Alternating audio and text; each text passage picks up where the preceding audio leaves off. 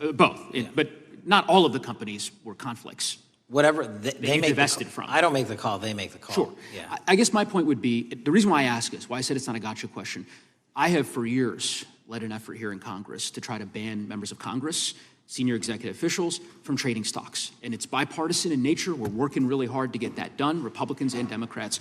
And you can understand, I think, given your role, given the nature of the position that you hold as the leader of the largest law enforcement agency in our country, that divesting entirely, not doing day trading now, I think would be something that would be in the interest of the American people. So I just would hope you would consider that, and that moving forward, that perhaps not purchasing stocks in individual companies, I would think would be something that would be worth pursuing. Gentleman's time is... I'm happy to give the witness an opportunity to... Sure. Thank you. I'll work with you on it. Gentleman from Alabama is recognized. Thank you, Mr. Chairman. Thank you, Director Patel, for being here today. Newly declassified documents confirm that the intelligence community under President Barack Obama knowingly relied on unverified and fraudulent evidence to manufacture a false claim that Russia, in fact, meddled in the 2016 election. Is there more to be done to uncover the depths and origins of the Russian collusion hoax? There is, and we're doing it. Why should Americans still care about that, Director Patel? Everybody wants to talk about a weaponized bureaucracy. And when we put out the facts about a weaponized bureaucracy, not because I said so, but because we found the FISA documents, because we found the 302s and the 1023s, then it becomes a political football. My job is to continue to put out that information and let the American public read it for themselves when I'm lawfully able to do so. And that's been my commitment on any subject, Russiagate or otherwise. Wherever the law allows me to do it, I will do it. You know, when I first came in 2020, the number one concern as I was doing town halls was the weaponization of the government against the American citizen. And so, are there things that you're doing, structural reforms that implementing so that the FBI cannot be weaponized again, whether it's against President Trump or future elected presidents? It shouldn't be weaponized against anyone. And the structural reform is simple. If you're going to go after a political individual or someone seeking political office, there has to be a grounded basis in law and fact to open up a criminal investigation. And if there's not, the investigation isn't even opened. And I've also gone back and reviewed other cases that were opened in prior administrations related to public officials. And we've closed a number of them because we felt that some of these actions were weaponized on either side of the aisle. I felt it wholly inappropriate for the FBI to be playing umpire and referee amongst these decision makers when there was no factual or legal basis to continue those investigations, so I shut them down. And I think that's so desperately needed because we need to restore trust in law enforcement and certainly in the DOJ and the FBI so that the American people don't fear the very government that's supposed to protect them. And so thank you for doing that. On August 11th, you released to the committee documents concerning leak investigations that began in 2017. Do you believe these leaks were accidental or were they intentional in order to influence public opinion against President Trump? When I can publicly make a final decision on that, either through a recommendation of charging that the DOJ makes or findings that I have, I'm able to do so, but they're still not complete. Why did the FBI under Director Comey want to undermine the Trump administration? I don't know. You'll have to ask him. Think it might have been political? How will Director Comey be held accountable for his leaks and classified information concerning the Russian collusion hoax? Well, anyone. Doesn't matter what you did before or what seat you were in. If you leak classified information, that's illegal. And we will investigate it fully. And if we can bring enough evidence to recommend charges to the Department of Justice, we will. But as you know, in these leak investigations, it's very difficult to produce the information necessary. We know leaks happen. They literally happen every week. It's one of the most destructive things to this country. Media receives classified information beneficial to one side or the other. I'm a fan of none of it, and I want to shut all of it down. And we need to bring some real cases to deter individuals from doing that, and that's my focus. What was Comey's role in creating the ICA? Speaking from my memory, as the head of the FBI, he was charged under then Director Brennan, and Director Clapper and the other IC elements to come in with the NSA, CIA, FBI, and ODNI and put together a collection of information on how the information sort of surrounding Russiagate came together. So he represented the FBI in that. Was former Director of CIA, John Brennan, he's denied that the Steele dossier was used in creating the ICA. Is that true? Well, it's without commenting on him, the FISA has been released, and the dossier was in the FISA. It was in 4 FISAs. So I'll let the public decide. Well, former Director Brennan actually denied repeatedly that he pushed for the Steele dossier to be included in the ICA. Is that true? I'll let his testimony speak for itself, but then Deputy Director Andy McCabe also testified to the House Intelligence Committee, which has now been declassified, that were there no Steele dossier, there would have been no FISA. Well, my time's getting close, but let me tell you this, sir, and well, my colleague from Texas said, thank you for the job you're doing. You're making the American people safe. You're restoring trust in these agencies that so many of us had lost trust in. So thank you for the work you're doing. That thin blue line, you're doing a fine job, and we want to let you know we appreciate it. Thank you. God bless you. Lady from California is recognized. Thank you, Mr. Chair, and thank you, Director, for coming here today. And actually, thank you for your response to my colleague from New York who asked you earlier about violent extremism. And you said that there is violent extreme ideology on both sides. And I think you actually alluded to that same statement yesterday in the Senate. So I too have some questions I'd like to ask you. These are not gotcha questions, and just deny, please, what you deem to be false.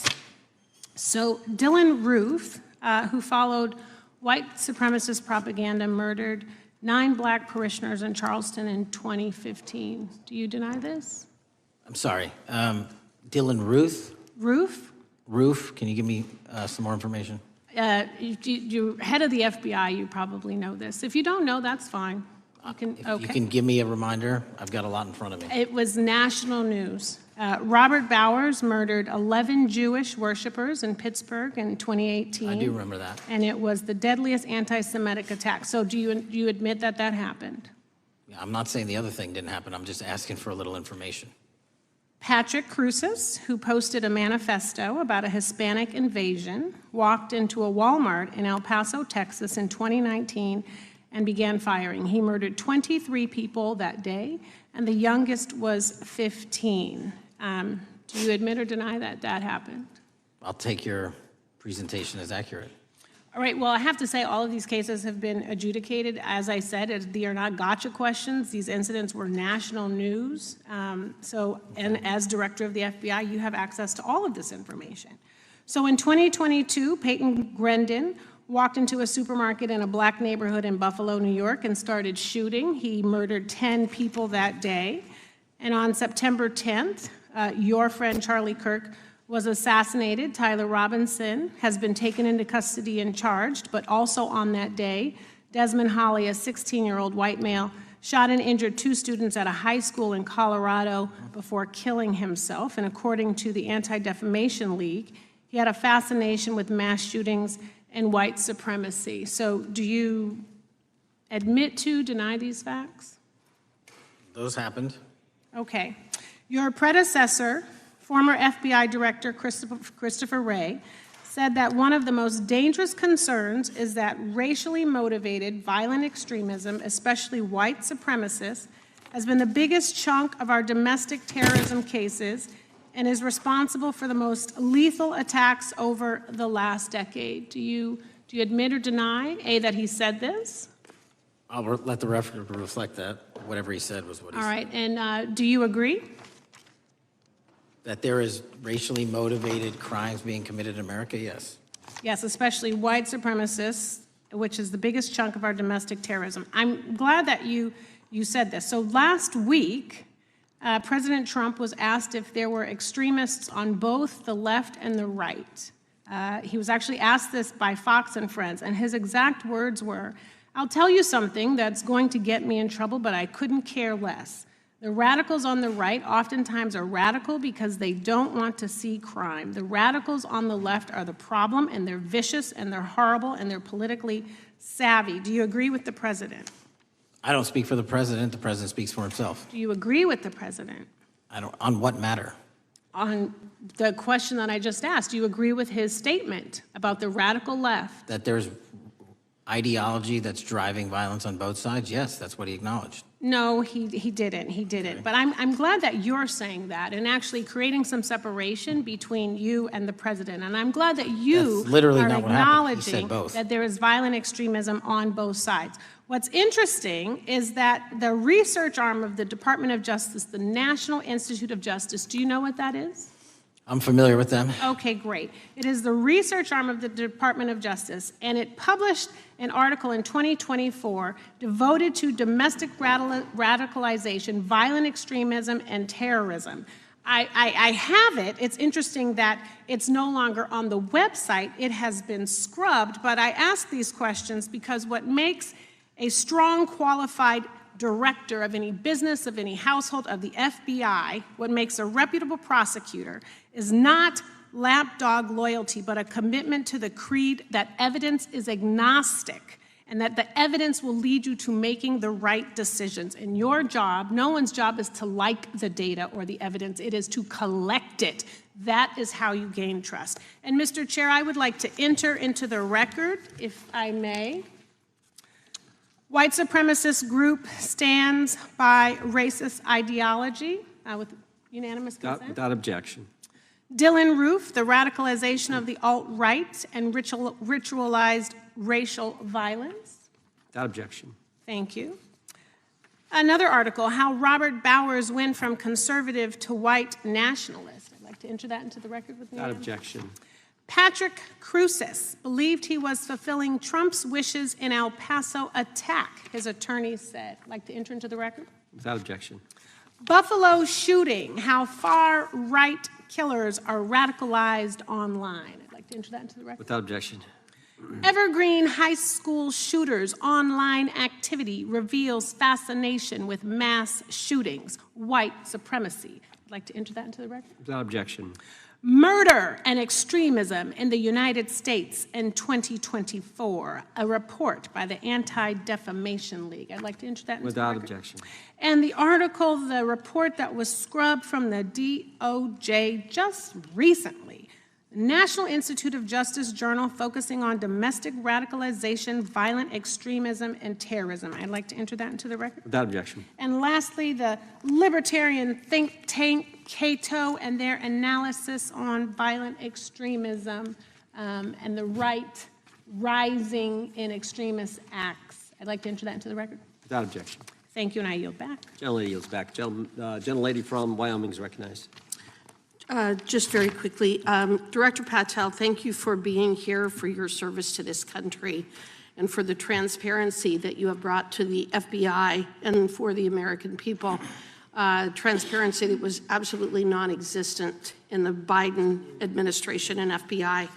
I believe that you might have been asked earlier about whether you had had an opportunity to visit with any of Epstein's legal counsel. Were you asked that question earlier? I think so. Okay. One of the legal counsels or legal fixers for Mr. Epstein was Stacey Plaskett, the Democrat delegate to Congress from the Virgin Islands. So perhaps for those on the other side who are interested in talking to Jeffrey Epstein's attorneys, they could sure visit with one of their own colleagues. I want to focus on something that I think is very important that has not been addressed enough today, and that is related to the consequences of the Biden open border. One consequence of the Biden border crisis is the impact that it continues to have on our tribal communities, with the cartels taking advantage of our open borders, the Mexican drug cartels, by infiltrating our reservations and bringing violence, drugs, murder, trafficking, and more. Last year, when I questioned the Attorney General Garland about what the DOJ was doing to protect these communities, he simply deflected responsibility and said that Congress had not appropriated sufficient resources for them to be able to protect our tribal communities. Mr. Patel, what is the Trump FBI doing to counter the drug cartel infiltration and other violent crime targeting our Native American communities? Thank you. It only took more than half of this proceeding to talk about one of the priorities that the FBI has, which is crimes on tribal lands. Every single crime that we have been talking about, whether it's child predators, human trafficking, narco traffickers, murder, They all happen on tribal lands as well. And I've said since the beginning, it is a priority, which is why we launched Operation Not Forgotten on tribal lands. And I'm the first FBI director to meet with the staff and tribal leaders here in Washington, D.C. and elsewhere, and invited them into my office and headquarters to see them, because I need engagement with tribal leadership, and I need our police and FBI agents to be engaging with tribal leadership. Otherwise, we're not going to break through. We have 1,900 Indian country cases open right now. We've got 600 indictments this year alone. We cannot forget tribal lands. Every single one of those people lives in the United States of America, and it is an absolute priority to protect them and their children just as it is anyone else. So I think it's fair to say that what Mary Garland testified to, that the FBI and DOJ did not have the resources to address that. I think that that was an absolutely false statement. Would you agree with me? It's a decision by him not to do so. That's not my decision. At the end of August, the U.S. Attorney and FBI announced that nearly 100 personnel representing members of the Safe Trails Task Force operated near Wyoming's Wind River Reservation to assist with reducing drug trafficking and illegal guns. Director Patel, you have routinely stated that it is your mission to partner with and strengthen local and state law enforcement partners. How does the task force and other FBI efforts bring tribal law enforcement into this process? The major problem with tribal lands is the sheer tyranny of geography and the amount of coverage that they have on land versus the personnel they have to do it. So what we've done is constantly surge resources to tribal lands across this country on a 30, 60, 90-day rotating basis, reporting back to us saying who needs more. And what we found is that most of these lands can be assisted by our counter-UAS program, our drone capabilities, and we're gonna do it because what's happening is the Mexican drug cartels are literally flying overhead, dropping their cargo, their narcotics onto this land where no one's looking, and then it's being disseminated to children, to youth, to adults on that land and killing them. And we gotta stop it before it gets dropped off. Well, and your testimony proves that the Biden administration did not lack the resources to address drug and violent crime in tribal communities or around the United States. It instead expended and wasted these resources investigating parents, Catholics, we now find out Turning Point USA, the RNC, and Republican organizations, rather than protecting our Native Americans by closing the border. Is that fair? I think so. Wonderful, thank you. And I do appreciate the work that you've done in this regard. I was previously the chairman of the subcommittee on Indian and Insular Affairs with the Natural Resources Committee, and safety and security on our reservations and for our tribal members has been one of our priorities, one of my priorities, and I very much appreciate the work that the FBI has done. Let me know if there's anything else I can do to help you, and with that, I yield back. I will, ma'am. Gentlelady yields back. The gentlelady from Georgia is recognized. Thank you, Chairman, and thank you for coming in today, Mr. Patel. In the past few months, the country has experienced a string of horrific, high-profile attacks that have been motivated by racial hatred or political ideology. A shooter attacked the CDC headquarters, firing hundreds of rounds and killing a police officer. An arsonist set fire to the Pennsylvania governor, Josh Shapiro's residence, with the governor and his family actually inside. Minnesota House Speaker Melissa Hortman and her husband were assassinated earlier this year. Clark and Charlie Kirk was murdered last week. Bomb threats have been made against HBCUs and the DNC, and just the list goes on and on. I only have just a few minutes today, so I don't want to take a lot of time to go into all the countless and devastating violent crimes and incidents that have happened at our schools or on our streets and in our communities that have just been happening all year long. Mr. Patel, just yes or no, is this type of political violence ever acceptable in your eyes? No. I'm glad that we agree that these heinous acts designed to instill fear and division in our nation are never, ever acceptable, yet each of these incidents has recently taken place under your watch. The FBI's website states that protecting the United States from terrorist acts is the FBI's #1 priority, including from domestic terrorists. Is this still your #1 priority? Domestic terrorism? Preventing domestic terrorism. Our #1 priorities are protecting the homeland and international terrorism and crushing violent crime, and domestic terrorism sort of interlays between both of those. Okay, so, well, then I'm glad that you're giving us the right answer, but unfortunately, your actions kind of tell a different story. Earlier this year, you granted the ranks of the FBI's Domestic Terrorism Operations Section. This is the section of the FBI that is most directly responsible for addressing political violence in our country by preventing attacks from occurring and effectively responding to them if they do. The agents in this section are the ones who stopped an individual stockpiling weapons, who planned to attack schools and churches in Florida and seized bombs made by an ISIS sympathizer in New Orleans.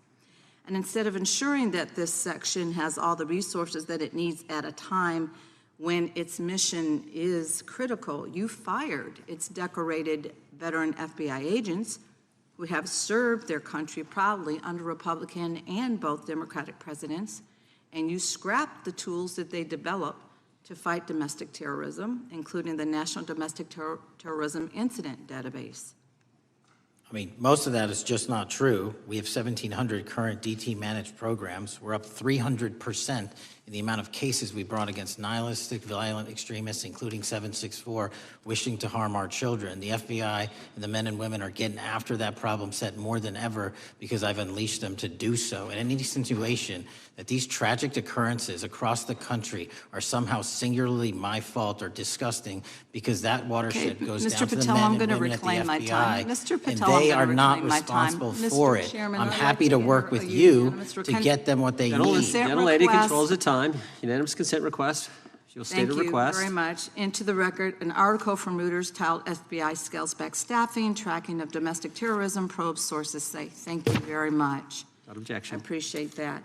So, Mr. Patel, and it isn't just the domestic terrorism operations section. Under your watch, agents are fully diverting their attention to these anti-immigrant and city takeover operations, leaving our children vulnerable to dangerous networks of online predators, both domestic and international. You pulled more than 120 FBI agents from their normal duties to operate sobriety checks and conduct traffic stops, exposing the FBI's fleet of unmarked cars and thereby making it harder for the FBI to combat violent criminal gangs, foreign intelligence services, and drug traffickers in the process.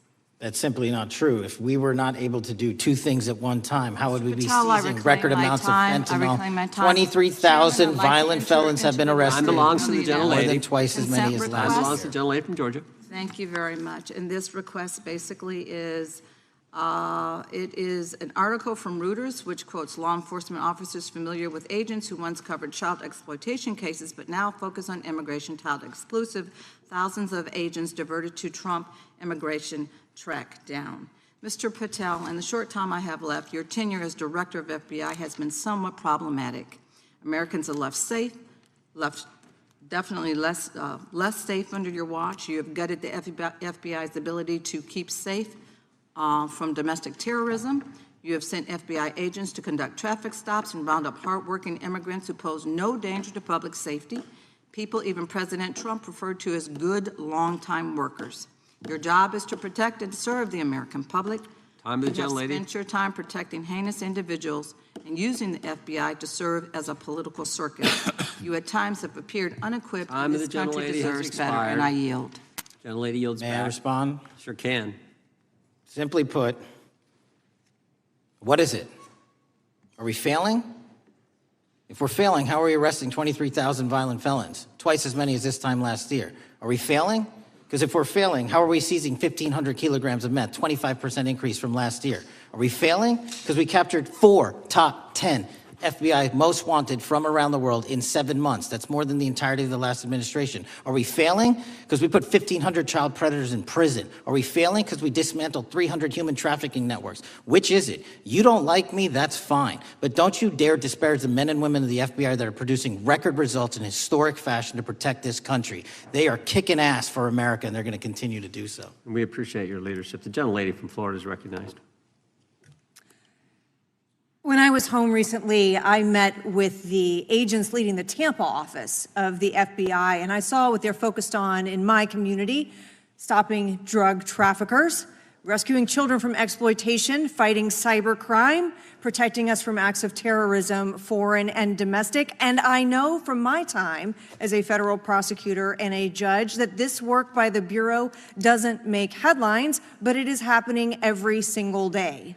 At the top, accountability is necessary, transparency is critical, but today we've seen an effort not just to diminish, but to distort the work of Director Patel and the agents he leads. If we really care about transparency and about truth, then what we owe to the American people is this reality, that thousands of dedicated professionals at the FBI wake up every single day thinking not about themselves, but about this country, and keeping every single one of us and our children safe from harm. And Director Patel, I would like to hear from you the facts about what the FBI is doing in your efforts to fight crime. Director Patel, isn't it correct that since January 20th, 2025, the FBI has made over 25,000 immigration-related arrests, including 350 members of Tren de Aragua and 195 members of MS-13?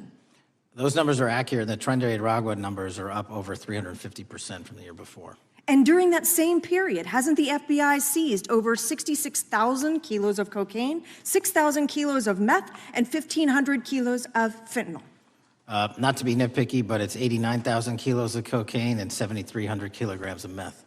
And isn't it also true that the FBI Tampa Division's Panama Express Strike Force specifically seized nearly 67,000 kilos of cocaine valued at more than $1.6 billion from illicit maritime vessels? One of our best operations out of the Port of Tampa, and I was down there in South Florida when Panex did their work. Director Patel, since October 7th, 2023 Hamas attack, the FBI has been a co-leader of the Joint Task Force October 7th. Isn't it correct that this task force is actively working to bring justice for victims and to prevent terrorist infiltration at our borders? Yes, ma'am. Since January 20th, hasn't the FBI arrested 59 foreign intelligence operatives for spying or smuggling dangerous material into the United States? Yes, we have, and that's on track to be more than 25% than ever before. And the FBI has also been leading operations against major cyber threat actors, including those from Russia, China, Iran, and North Korea. Isn't that right? A 17% increase from year to date last year. Director Patel, the FBI's child exploitation task forces continue to investigate predators who target children online and across our communities. How significant is that threat today, and what results have you seen under your tenure in bringing these offenders to justice? We have, under Operation Grayskull, dismantled dark web units that are operating online, not just in the United States, but across the world, to do our children harm. We have taken into custody more suspects than ever before on those who seek to harm our children. That is what the men and women of the FBI do, and that's what they're going to continue to do. Those are the real results when you let good cops be cops, and when you let us get on these platforms and expose them to the public and show them the harms of these predators on these online gaming systems and social media systems. And we need more help from Congress to allow us more authorities to do that work. The FBI laboratory manages the Combined DNA Index System, or CODIS, which compares over 25 million DNA profiles and aids more than 125 investigations each day. Director Patel, why is this important to law enforcement nationwide? All of law enforcement relies on our CJIS operation out of West Virginia. And what that does is allow 19,000 agencies to come in and say, hey, does this guy have a criminal history? Hey, is this an illegal firearm? Do we have a DNA hit like we did in these recent assassinations? That's what the FBI brings to bear, because local and state law enforcement agencies just don't have that capability, and we're doing it 24/7, 365. CJIS does not close for 1 minute. In your testimony, you noted that the FBI has ongoing counterintelligence investigations into China, Iran, and Russia across all 55 field offices. Why is it essential to maintain that scope of coverage, and what success can you point to in disrupting nation-state actors? Our biggest threats involving nation-state actors are the PRC, Russia, and China, and they are up 33%, 83%, and 60% respectively in arrest alone this year. Those nation-state actors wish to do harm in our infrastructure, our critical infrastructure system, our energy, our water supply, and also go after and target individuals and senior citizens and take their money through online pig butchering schemes, which we've exposed in Cambodia by way of the CCP. This is groundbreaking work that the American public should be seeing that their FBI is doing, and I'm happy to have the opportunity to report on it. Thank you, Director Patel. I yield back. Gentlelady yields back. The gentlelady from Mr. Chairman, I have a couple. Unanimous consent. Thank you so much. I appreciate it. In response to Mr. Patel's making the remarks that that maybe our colleagues are disparaging the men and women of the FBI, I'd like to enter the record 3 unanimous consent requests. One is entitled FBI Using Polygraphs to Test Officials' Loyalty. The second is Kash Patel knowingly broke law when firing top officials, lawsuit alleges, published by NBC. And the third is FBI forces out more leaders, including ex-director who fought Trump, demand for January 6 agents' names. Without objection. Thank you. Gentlelady from Vermont's recognized. Thank you, Mr. Chair. Director Patel, thank you for being with us today. Appreciate your time. Let me say at the top, political violence should have no place in this country, and I strongly, unequivocally condemn the killing of Charlie Kirk last week. And this is exactly the kind of case that warrants a swift and thorough investigation by the FBI. What shouldn't be happening, however, is this administration's seeming attempt to exploit Mr. Kirk's death within minutes of this horrible, horrible assassination, dividing us even further without knowing enough about the killer's complicated, confused political ideology and the extent of his motivation. And this week, Vice President Vance claimed that this is, quote, an extremely destructive movement of left-wing extremism, and said that, quote, it's part of the reason why Charlie was killed. He pledged to go after organizations on the left.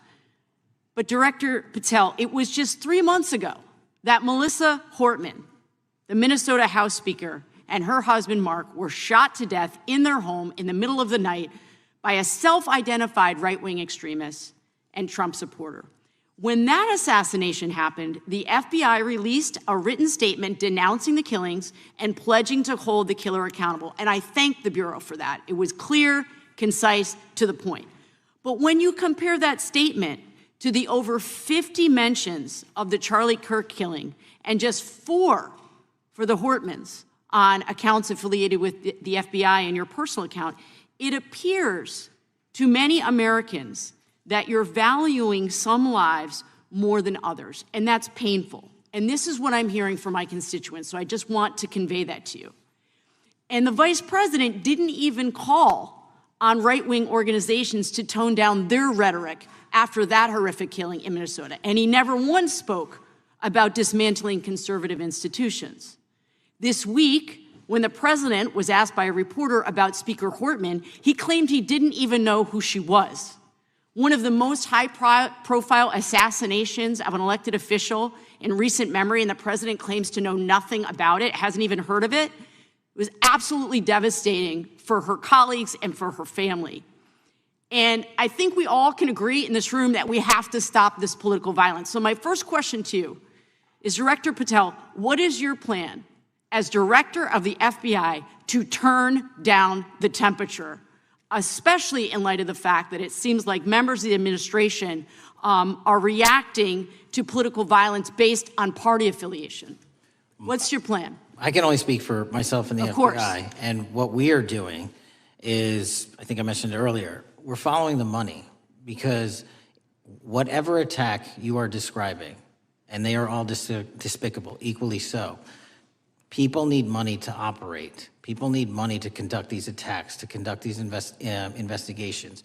And so what we are doing is finding the people that supported this infrastructure system, because even when you say there's a lone, quote unquote, lone wolf actor, he's not truly a lone wolf actor. Something happened along the way. I agree. And so can I just because we have such little time, are you making a commitment right now to follow where the evidence goes in investigating whether it's violence on the left or the right? Because over the last 10 years, when you look at the ideology, I want to follow up on what my colleague from California said. When you look at the data, you look at the Anti-Defamation League data, 96% of ideological motivated killings were committed by the right wing.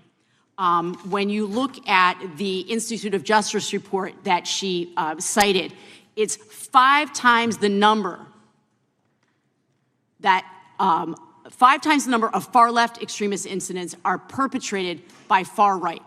And it's been reported, and she mentioned this, that as of September 12th, 2025, just 2 days after Charlie Kirk's killing, that the DOJ removed that report from the DOJ website. That's why Americans are concerned that there seems to be a separate system of justice, that if you are a Republican, and you are attacked, you will get the full weight and authority of the FBI in this administration. But if you are somebody serving in the Minnesota State Legislature and you are assassinated in your home, that the response is different.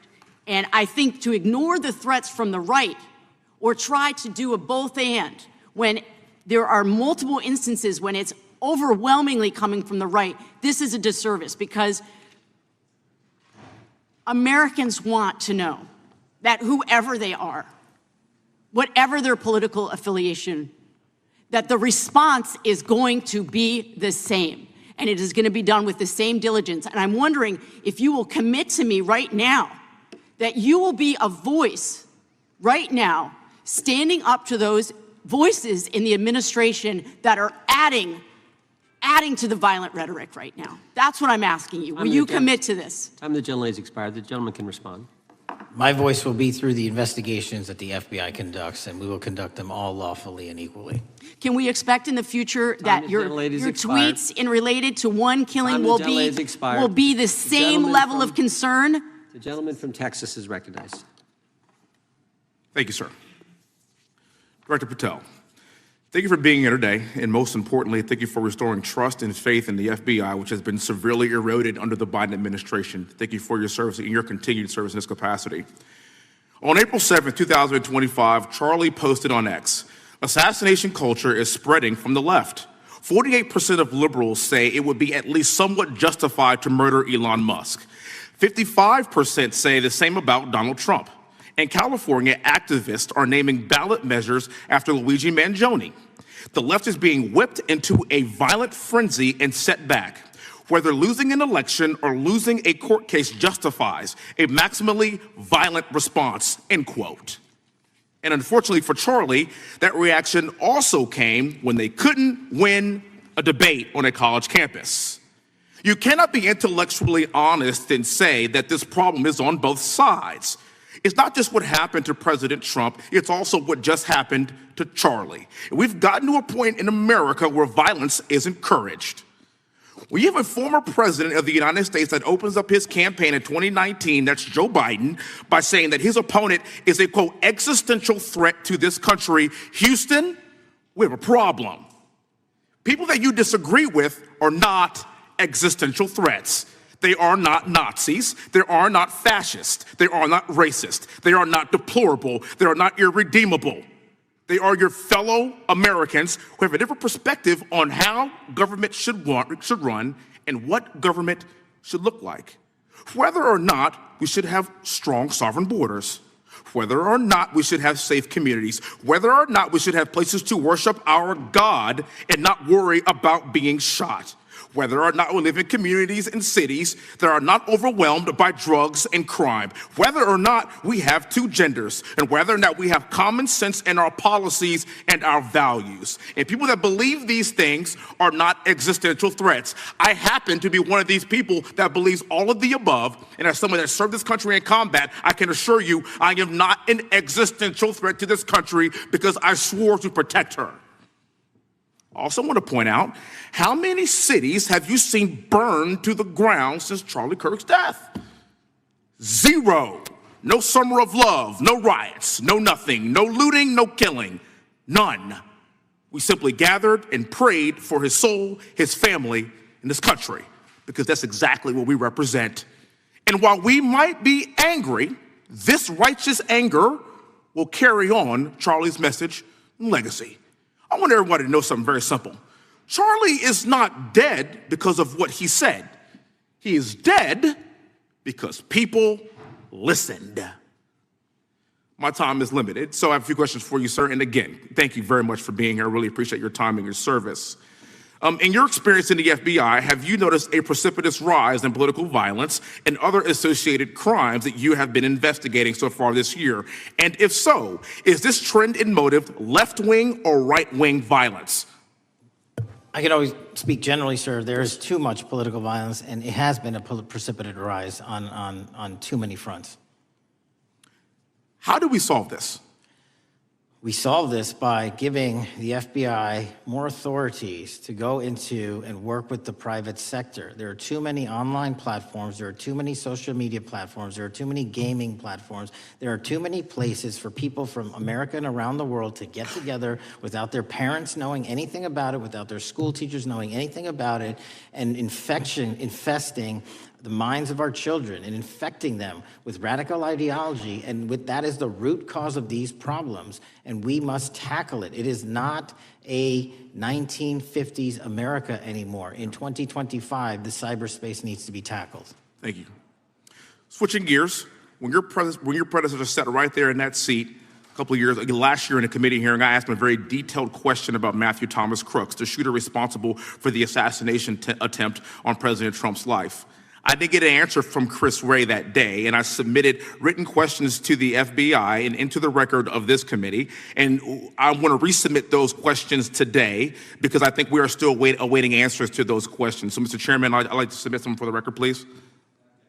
I'd like to ask you, sir, and the FBI, under your leadership, would you please respond to these questions, and can you commit to doing that? As soon as the trial's over. Thank you very much. I will end with this. Charlie Kirk is not dead because of what he said. Charlie Kirk is dead because people listened. He set up a tent that said, "Prove me wrong," and exercised his First Amendment right. That's all he did. And we will continue to do so in this country in order to preserve this constitutional republic. And with that, I yield back. Thank you. Gentleman yields back. The gentleman from Florida is recognized. Thank you, Mr. Chairman. Before I begin, I want to caution my colleagues on one-sided violence in this country. We just heard that there were no riots on the right. We're literally sitting in the building where there was a giant riot by supporters of the president, the right. We also heard that only leftists, have said that Trump is a Nazi. In 2016, the current vice president of the United States said, Trump is either a cynical asshole or he's America's Hitler. And so this is the problem. I don't want to have to say this garbage, but you want me to sit here and get painted with one brush, the whole left. No, there are extremes on the left, and there are extremes on the right. And we collectively should tackle that. But to come here and just look at us and say we all support what's going on in the extremes is why we can't solve anything in this building. Director, let me say first, thank you for being here, and my condolences on the loss of your friend. And I'm happy to hear that you want to do more on the social media platforms. It's crazy what's going on the social media platforms. There are so many conspiracy theories on what's going on with Charlie Kirk. Israel assassinated him, right? There are conspiracy theories about your personal social life all day. It is totally rampant. Big names on the right, Candace Owens, right? Talking about how what's been released as far as the dialogue between the perpetrator and his roommate is manufactured by the FBI, manufactured by the administration. It is totally rampant, allowing foreign governments to just perpetrate these platforms, all of these bots, all of the time to weaponize Americans. You see what's going on here? This is a byproduct of all of that. What's going on in the streets is a byproduct of all of that. What's happening is you see people celebrate Luigi Mangione is a byproduct of all of that. And so if we want to do something, then we should talk about Section 230. We should talk about how we're going to make sure that we don't let foreign governments poison our children's mind. And so I will work with you on that, Director. I'll work with you on 230 any day. No problem. So now, that was the good part. I want to take your attention back a second, okay? Breaking news. Kash Patel is nominated to be the FBI director. Dan Bongino is nominated to be the number 2 at the FBI. MAGA celebrates, rejoices, bells are ringing out. The team, Patel, Bongino, that sought out every podcast microphone to talk about the Epstein list, the names are finally going to get released. It begins. They produce white binders. Phase 1 with the podcasters. This is not actually one of them, of course. I made this. Your name's on it, right? And the names are going to come out. Pam Bondi says the list is on her desk. Then a memo comes out all of a sudden and says, there's no list. Oh, no. No phase 2. Phase 2 binders never happen. You said the conspiracy theories around Epstein just aren't true. They never have been. And yesterday, in an answer to Senator Kennedy, you said the FBI is not in possession of any credible evidence that Epstein trafficked girls to anyone but himself. So according to your testimony yesterday and in this committee, according to the evidence the FBI has, the number of names on the list are 0. No, zero. The index has been released, and the number of people involved in that trafficking operation were charged in 2018. Other than Epstein and Ghislaine Maxwell, your testimony in the Senate and here is that according to the evidence you have, the number of other names is 0. That were charged based on credible evidence. Well, who are the other names? Give me the other names that weren't charged. We are not releasing the names of anyone because the Department of Justice never does that of anyone that didn't have any credible information to attack them. Let me move forward. The president has, you've seen the picture of the woman's body with the writing and the president's signature. The president says that's not his. Okay? The president says it's not his. The Republican colleagues say it's not his. The administration say it's not his. Will you be opening up an investigation into the Epstein estate for putting out a fake document with the president's signature linking him to the world's largest pedophile ring? Will you be opening that investigation into that? On what basis? On what basis? They literally put out a fake document, according to the president, with a fake signature. It's a forgery of the president of the United States signature. That's the basis. Sure, I'll do it. Okay, I look forward to that investigation. Am I over? Thank you, Mr. Chairman. I appreciate your diligence. Gentleman's time has expired. Chair now recognizes the gentleman from California. Director Patel, as you know, my state, California, is home to the worst public infrastructure failure in U.S. history, known as California High-Speed Rail, although the name is probably a misnomer. Earlier this year, I joined your counterpart at the Department of Transportation, Sean Duffy, doing a compliance review of the federal money the state has received, and the outcome was that the state has not complied with the terms of its billions of dollars in funding because it hasn't actually built anything. And so that federal funding has now been cut off, but a lot of us in California still have questions as to where all the money went. We're 17 years in to this project, and absolutely nothing has been built. Not a single bit of track has been laid. There are no stations. There are no passengers. And the plan initially was to have the whole thing, LA to San Francisco, done by 2020 at a cost of $33 billion. Yet here we are in 2025. Nothing has been built. And according to the New York Times, the project won't even be completed this century, and the total cost is now estimated to be over $130 billion. So I just wanted to ask you, do you think this is something that bears scrutiny, or can you confirm whether there's any kind of investigation going on at the FBI? The FBI certainly can't investigate incompetence, but the FBI certainly can investigate and does investigate waste, fraud, and abuse. And so if we have any information that indicates that that happened in this situation or anything else, we'll look at it. Thank you very much. We've also, been talking some today about the issues that occurred at the border during the Biden administration. And you might not agree with your predecessor on everything, but you probably would agree with some of the statements he made in testimony before this and other committees, raising alarms about the risk of terrorism from illegal border crossings. Since becoming director, have you gotten some insight into how well calibrated those warnings were, and what is the status of that risk now? Since becoming director, there's been a sharp decrease of border crossings for known or suspected terrorists from the southern border. But unfortunately, there has been a sharp increase of known or suspected terrorists entering through our northern border. And so what I'm trying to do is work with our northern border states and our interagency to tackle that problem. But it is an absolutely massive border that can't physically be sealed. So we're going to have to get creative and put more resources into that. And in a similar vein, there were over 500,000 unaccompanied children that crossed the southern border during the Biden administration. As we know, many were trafficked either through forced labor or sex trafficking. Do you have any insight as to what the scale of that problem was and how have things changed over the last several months?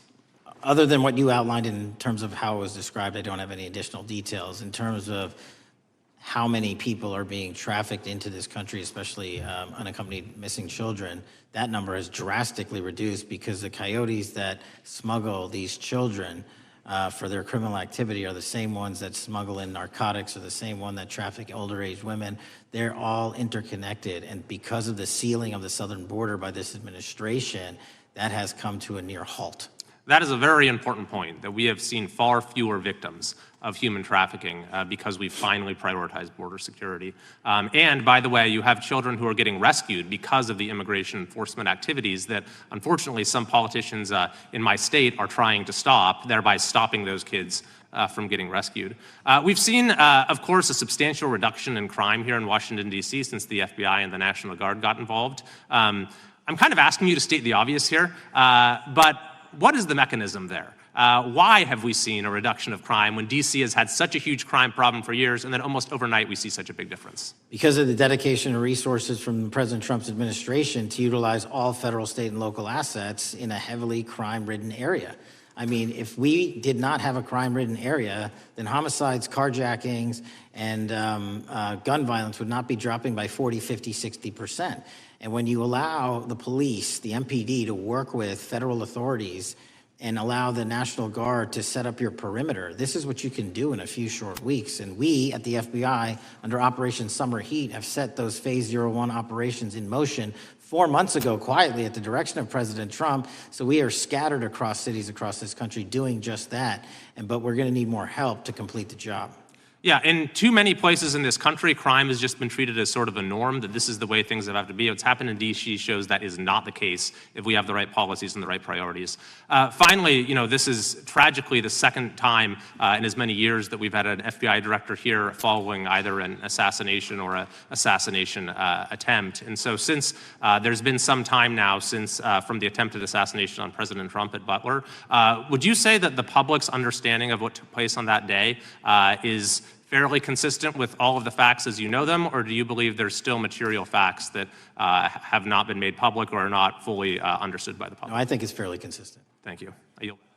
Gentleman yields back. The lady from Texas is recognized. Man, oh man, there has been so much today, and I truly don't know where to start. So I'm just going to make sure that we start off with a few facts. So a couple of facts that we need to make clear for everyone is that, number one, Director Christopher Wray, when he was appointed to be the head of the FBI, was appointed by Donald Trump. Now, I will agree that I definitely take issue with a number of decisions that Donald Trump makes, especially when it comes to the people that he decides to appoint to very important positions, including this one, because I did have to make sure that I wasn't going crazy. But when I say that you are the least qualified FBI director in the history of the FBI, that is real, because you are the only one that never even served with the FBI prior to joining, yet we are supposed to believe that That's you are false. the greatest thing since sliced bread. I didn't ask you a question. Now, what I Still want to go false. through is to talk about why you are a failure and why, honestly, we just need to tell you bye-bye. I know that you got a little upset and you put on your show for your boss because it seems like you're trying to save your job when it came to talking to Senator Booker yesterday. But let's go through some of your failures. So before you were even confirmed, and I think one of my colleague from Georgia, pointed out that you are already targeting career officials so that you could direct illegal firings. Mind you, these cases that you were so upset about, which are the ones tied to Trump, the cases came through his handpicked FBI director. And frankly, when people sit around and say things like, oh, we're happy because now we feel safe. I don't know who feels safe in this country except for the white supremacists, because I specifically as a black woman definitely don't feel safe. And frankly, my colleagues have been real nice to you today, and I applaud them, but I don't have the same demeanor because I know that multiple colleagues on this side of the aisle have faced death threats. In fact, somebody tried to kill one of my colleagues. And frankly, I don't know if this FBI or under your leadership if those people would have been caught. I don't have any confidence in you. And if we start talking about the reasons that I lack confidence, we could start with you not just wanting to acknowledge some simple facts. Simple facts like the vast majority of the threats are coming from right-wing extremism. And I know my colleagues have tried to stress this, but I decided that I would maybe do it in a different way. Number one, I have a couple of UCs. Kim Buck, one of multiple Republicans receiving death threats for voting against Jim Jordan as House Speaker. Without objection. Another one, Republican lawmaker says she received death threats after voting against Jim Jordan in Speaker's race. Without objection. In addition, there was another one from another colleague who now is leaving Congress because they said that they were calling his wife anonymously and threatening her life to the extent that she ended up sleeping with a firearm. Without objection. Okay, so here's the deal. How are we supposed to have confidence when you're sitting up here telling the Senate yesterday that it will take you 14 years before you can get the FBI fully staffed to do their jobs? You're also now redirecting resources so that they can go and play ICE agents on the streets. You're getting rid of your most qualified people, and even when it came down to somebody that you consider to be a friend, you were posted up having some fancy dinner to the extent that you posted not only once erroneously, you posted twice erroneously as it relates to catching somebody, and then you want to go and say, let me take a victory lap. Because honestly, if it wasn't for parents deciding that they were going to turn in their child, it seems like y'all wouldn't have got there, even though he literally confessed online. So I'm confused about what it is that the FBI is doing except for trying to put on a show for the apprentice or whatever you want to call him. The day after all of this took place, there was domestic terrorism that was taking place at HBCUs. They were targeted. Yet I didn't hear anything from the FBI about what was going on. And again, black people kept saying, how did we end up in this? Because the numbers are so very clear that white supremacy is a problem. And honestly, I've not heard anything out of you today that makes me believe that you're going to do anything about the white supremacy problem, the one that is leading to children being killed, children being shot, as well as members of their community as they're worshiping in their churches. The time of the gentlelady has expired. If the gentleman would like to respond to any of that. Well, I mean, I'll respond. Kash Patel, as I said when I introduced him, public defender, former prosecutor, top staffer on the House Intelligence Committee, Deputy Director of National Intelligence with the National Security Council, Chief of Staff at the Department of Defense, and FBI Director. I think that's a pretty good resume for the guy who's now running the top law enforcement agency in our country, and we've seen all the stats that he's given to the committee on how much better they're doing at getting the bad guys than the previous guy was doing. With that, I recognize the gentleman from South Carolina. Thank you, Mr. Chairman. Director Patel, I think you're witnessing some auditions, clickbait auditions for the Academy Award for my Democratic colleagues. We'll see how they fare as they're on MSNBC later on today. But do you care, before I launch into my line of questioning, to respond to Ms. Crockett from Texas on that very elaborate and theatric display? Here's what I've learned in my government service. I don't give a damn what they say about me as long as I'm succeeding in the mission. We're succeeding in the mission because the men and women of the FBI have never been empowered to do more work and to hit the streets harder than by President Trump's authorities and resources he's given us.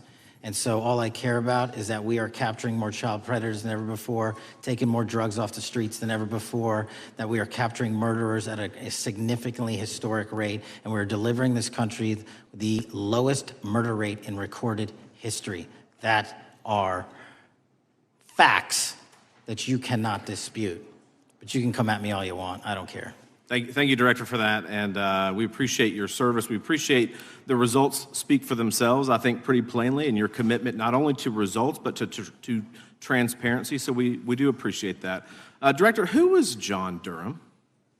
He was a former federal prosecutor, United States attorney, and ultimately appointed special counsel in the first Trump administration. Correct. And there was a document that he released in his findings called the Durham Report. What was the Durham Report briefly, and what were the findings very briefly? It was every special counsel that's appointed produces a report to the Attorney General. Special counsel's Durham Report largely focused on Crossfire Hurricane and included extensive summary findings in classified and unclassified manner. And we released the classified version, finally declassifying it for the American public in this committee. Correct, and you released that in July of this year. I think so. Yes, sir.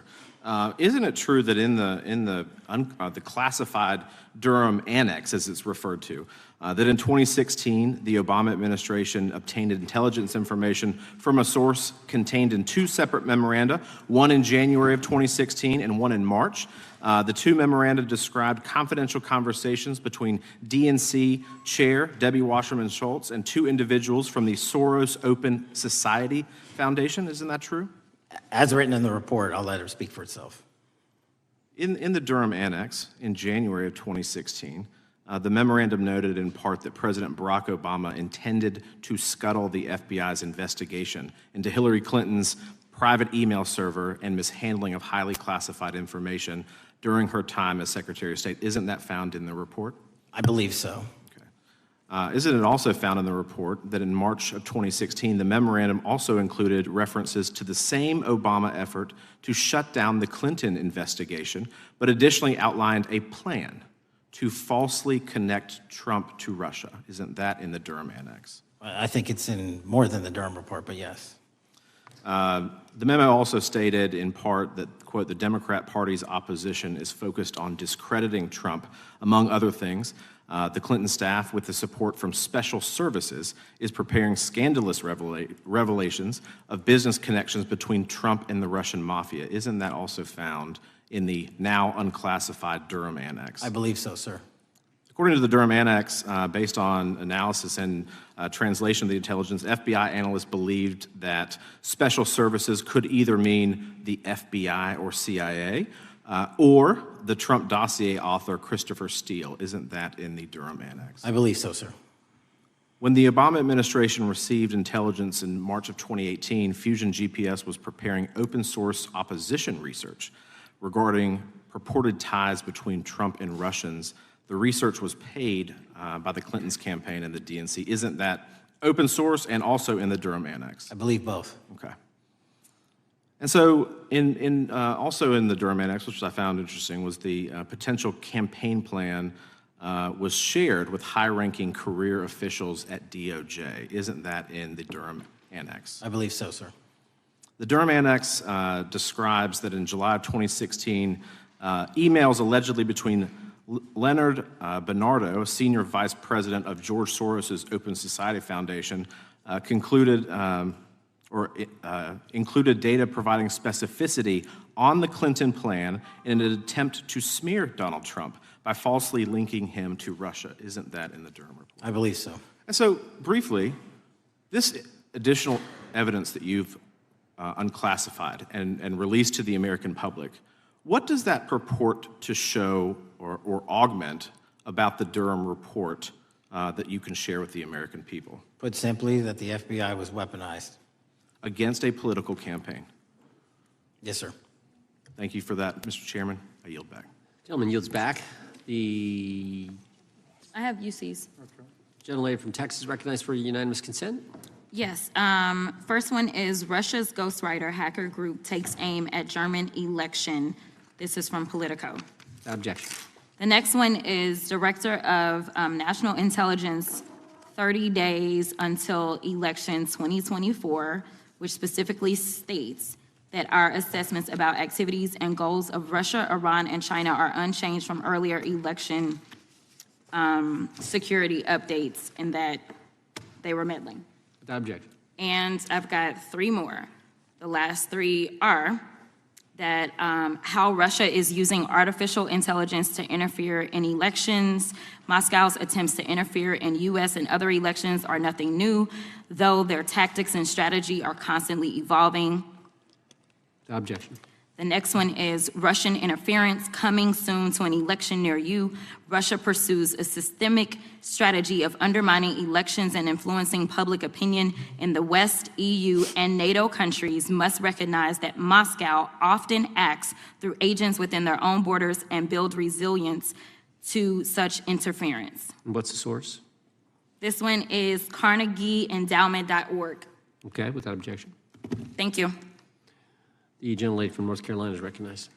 Thank you, Mr. Chairman. And Director Patel, I'm glad that I'm going a little out of order here because I'm going to pursue some of the things that you were just talking to Mr. Fry about and remind you about your confirmation hearing. At your confirmation hearing in January, you said under oath, and I quote, "There will be no politicization at the FBI. There will be no retributive actions taken by the FBI should I be confirmed." And in your written response to the Senate questionnaire, you said, I quote, "Personnel decisions shall be based on performance and adherence to the law. And every FBI employee will be held to the absolute same standard and no one will be terminated for case assignments."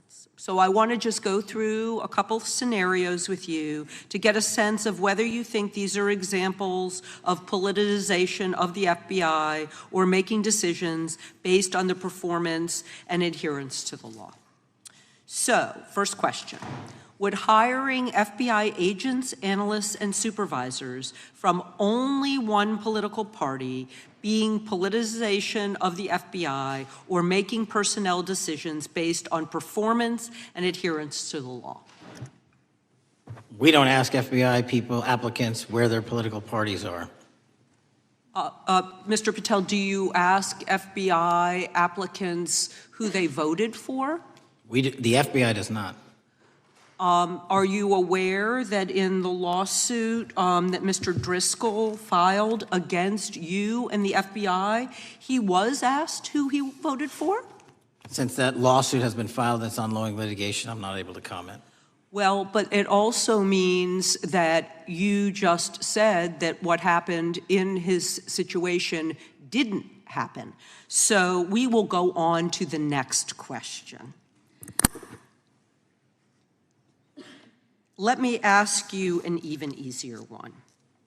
Does firing agents for working on the cases that they were assigned to and that the president didn't like, is that politicization of the FBI or making personnel decisions based on performance and adherence to the law?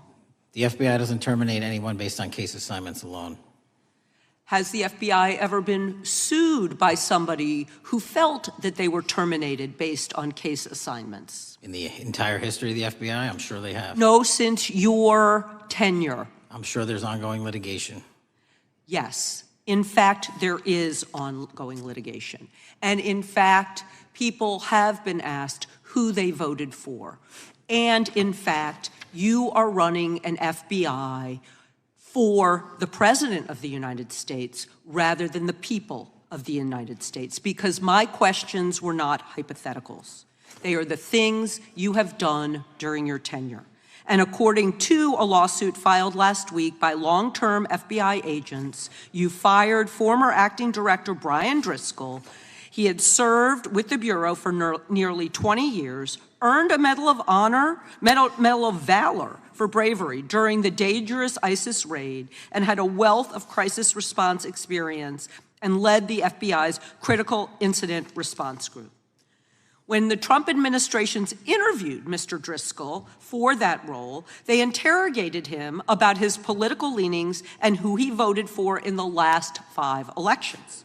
Questions Mr. Driscoll refused to answer because those types of questions impermissibly politicized the FBI. You also fired Steve Jensen, who served the FBI for nearly 2 decades and ran critical terrorism, counterintelligence, and organized crime operations, whom you once described as embodying what the American public demands of the FBI. But he was fired because he took part in investigating crimes committed on January 6th, And Trump's MAGA base lambasted you online for keeping him at the FBI. So he's no longer at the FBI.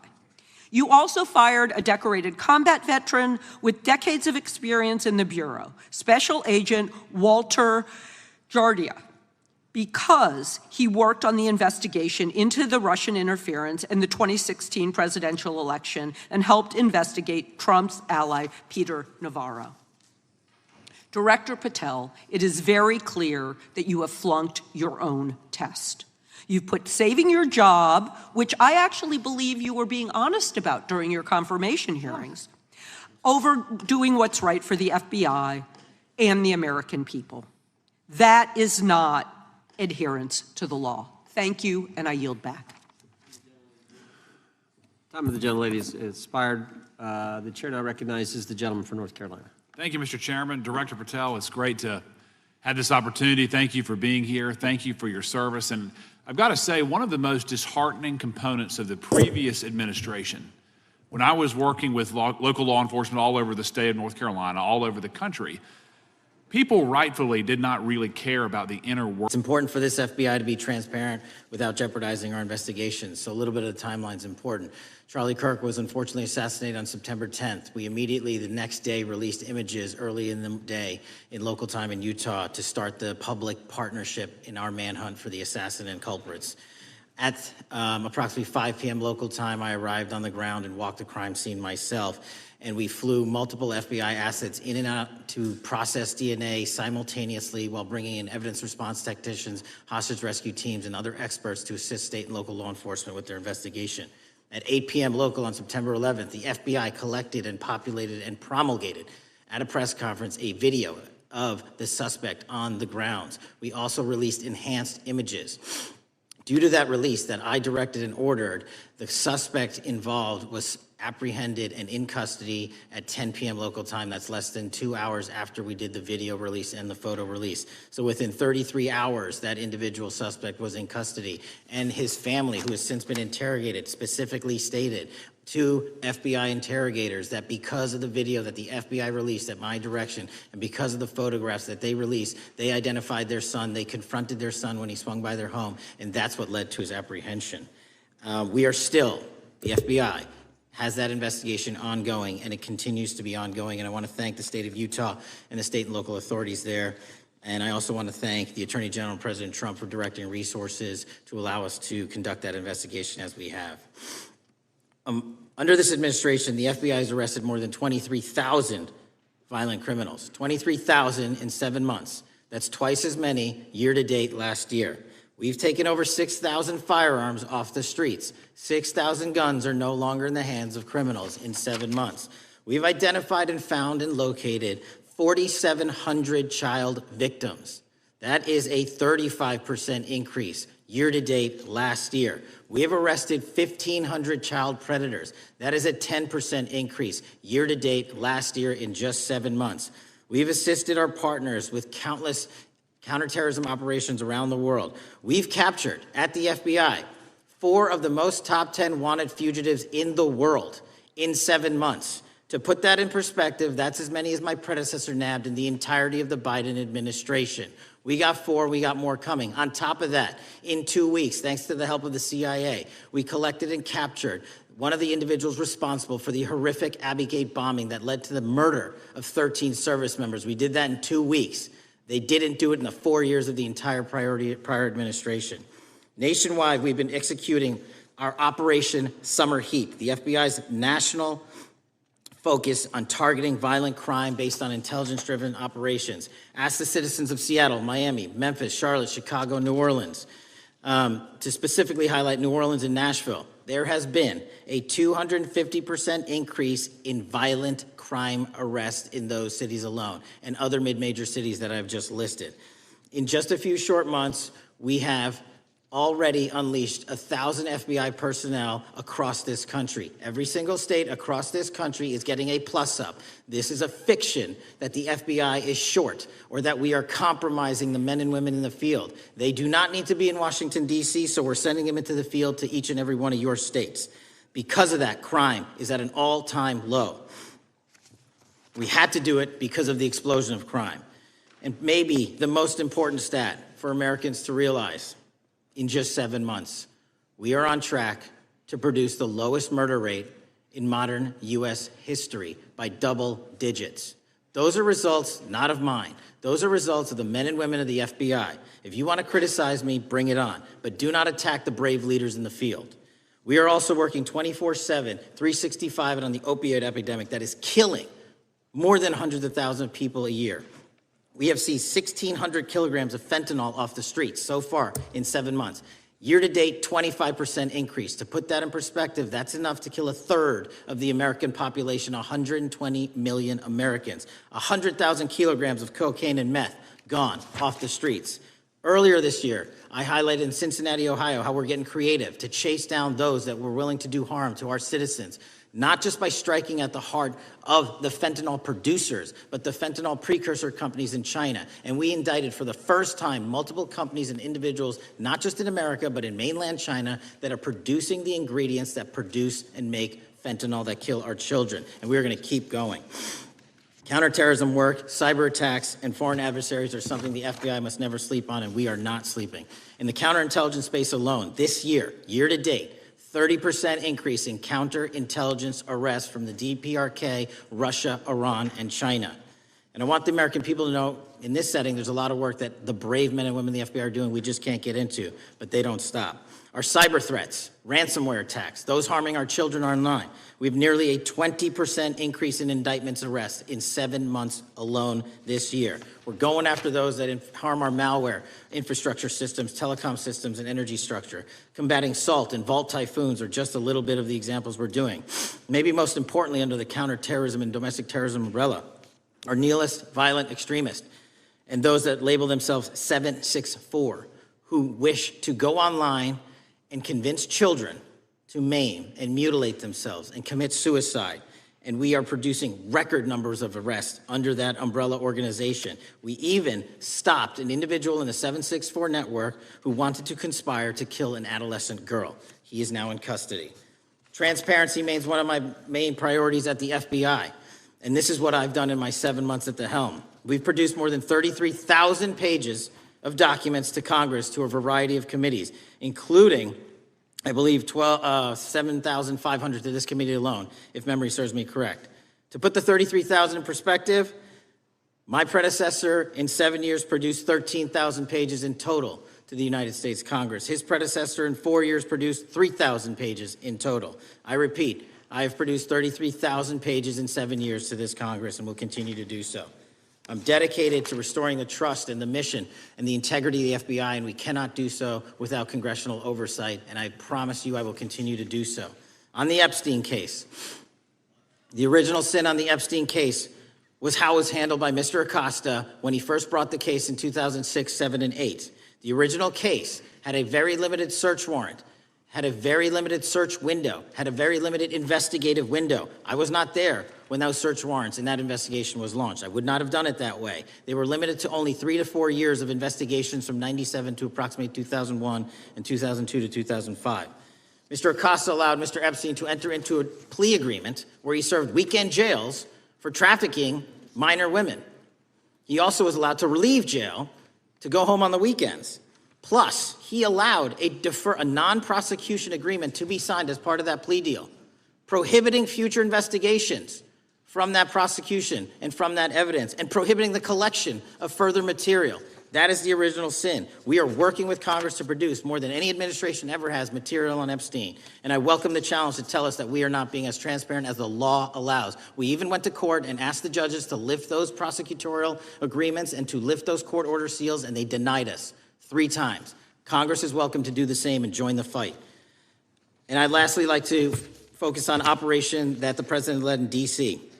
Because of this, we are taking this fight in D.C. to every single city across the country. 2,100 arrests in the last month alone. D.C. has seen a 60% decrease in gun crimes, 75% decrease in carjackings, and 53% decrease in homicides in our nation's capital. and rightly so. We're bringing that fight to the streets of America. I want to thank you for your support, and I'm proud to be the director that leads this FBI into a new headquarters building that they've needed for decades, saving the taxpayer $3.5 billion and also providing our workforce a safe environment. If you don't know the calamity that is the Hoover Building, I invite each and every one of you to walk around. I'll give you a tour myself, and you can see where the cement falls on the heads of our employees that is only to be saved by netting. Just to give you an example. Thank you for support to our mission.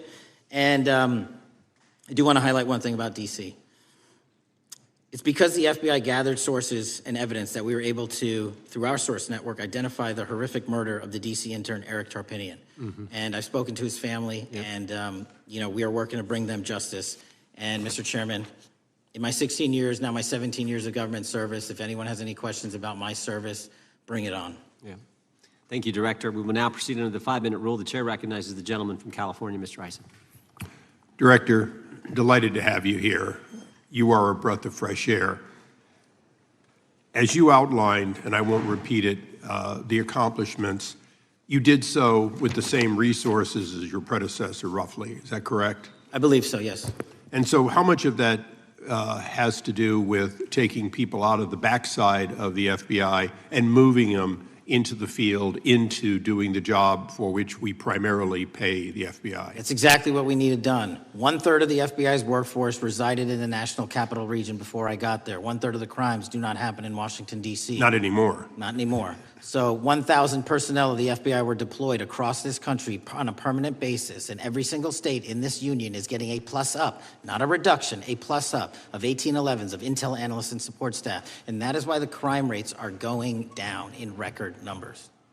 Thank you for doing that, and it's perhaps the hardest thing for a bureaucrat to do is to lower the head count around them that support them, and I appreciate your willingness to do it different than your predecessor.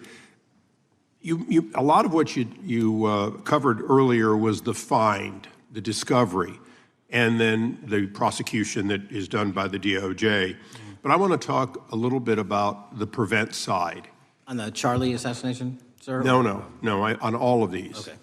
Okay, for example, and I'll bring it up before the Democrats bring it up, January 6th. January 6th, we now know, because of your find, that in fact there were people involved who were not just observers but participants who in fact, it's been alleged, and I personally believe, in fact, were part of promoting, perhaps even the one woman who died, encouraging her to walk through a door that led to her death. When you see that kind of activity, and you know it was done under predecessors with full knowledge, whether it's January 6th, where embedded people crossed the line, or any other activity, including obviously the Russian hoax that we're now dealing with up in front and center. My question to you is, what can you or others do to prevent it from occurring again? Not on your watch, but on future watches. How can we know that this won't happen again the moment you leave the FBI? It's simple. What I'm doing through our leadership cadre is having FBI agents do what they were trained to do, not what they were not trained to do, not put them in situations that both harm them and the public. We're also utilizing our SORT networks and prioritizing the threat structure to go after the narco traffickers, the counterterrorism people, the counterintelligence threats, and the cyber threats. That's what they were trained to do, and that's what we're letting them do. One major question I have, after decades of doing this, on our side of it, both the chairman, myself, and others, both at oversight and here, have seen that the FBI and the Department of Justice hide behind non-statutory practices. Now, you've changed the interpretation of many of those practices. That's why we're getting the discovery that was previously withheld. How do we work together to make sure that we never again have false walls, non-statutory walls that say the Department of Justice has a prohibition about giving, quote, you fill in the blank, that has led to the chairman not seeing anything until you took over? I'm wedded to aggressive constitutional oversight. Having been a House congressional staffer, I know that is an important part of securing our democracy. And the way we make it an everlasting, enduring process is by showing the American people the results of what we are doing and the important work of this committee and putting it out to them so they can see government waste, fraud, and abuse. And then they can demand from our constituents and our electors that they want this process to continue. Last major question here. Some things are so sensitive that we both would agree they cannot be made public. Will you commit to this committee when it is too sensitive to disclose that you would at least make it available for in-camera review by the chairman and ranking members or others designated? I have done that, and I will continue to do that. Well, thank you, Mr. Chairman. This is a breath of fresh air. This is the beginning of what we need. But my questions today for the director are ones in which I believe that we do need to codify by agreement or by statute, if necessary, the kind of openness and transparency that we're seeing from this administration, the kind of discovery that's allowing us to do our oversight properly. And I would hope that that be the follow-up to this, obviously along with the Attorney General. And I yield back my 4 seconds. Thank you. The gentleman yields back. The gentleman from New York is recognized. Thank you, Mr. Chairman. Welcome, Director Patel. In the wake of the tragic murder of Charlie Kirk, Donald Trump said, quote, "Violence and murder are the tragic consequences of demonizing those with whom you disagree, day after day, year after year, in the most hateful and despicable way possible," close quote. I would note for the record that Donald Trump has famously demonized practically every person he has ever disagreed with, and therefore, using his own logic, he has put their lives at risk.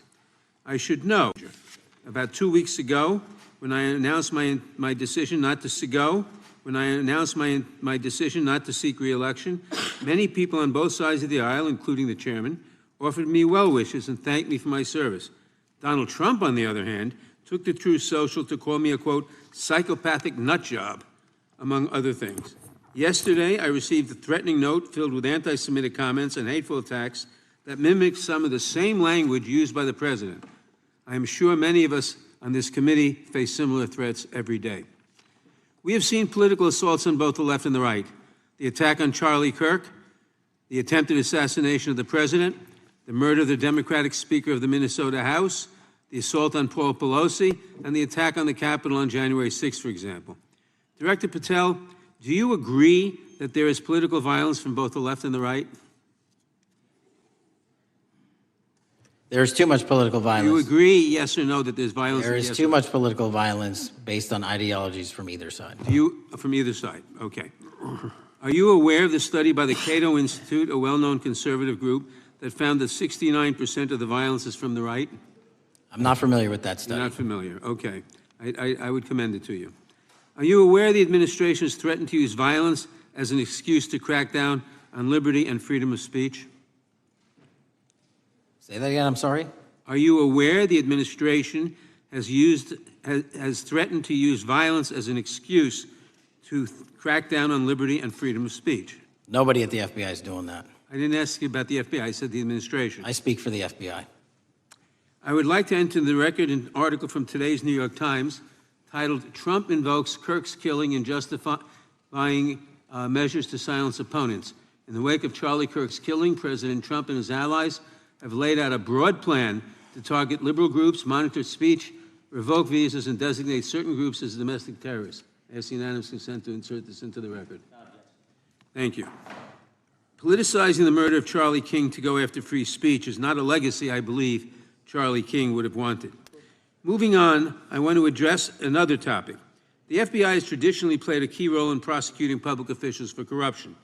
But I fear that at a time when the president is accepting planes from Qatar for his post-presidential personal use, issuing pardons to major donors, and personally profiting from the office of the presidency, the FBI may be abandoning its commitment to investigating public corruption. Since its creation in the wake of the Watergate scandal, the Public Integrity Section has been one of the crown jewels of the Department of Justice, investigating and prosecuting corruption among the nation's public officials and acting as a key safeguard against politicized prosecutions. This section's work has been supported by an elite squad in the FBI devoted specifically to rooting out corruption. But according to reports, The public integrity section has now been decimated, and the FBI's public corruption squad has been disbanded. I would like to submit for the record a New York Times article entitled, FBI Dismantles Elite Public Corruption Squad. I ask unanimous consent. Thank you. These actions are an invitation to corrupt politicians to break the law, since they know that the government is asleep at the switch.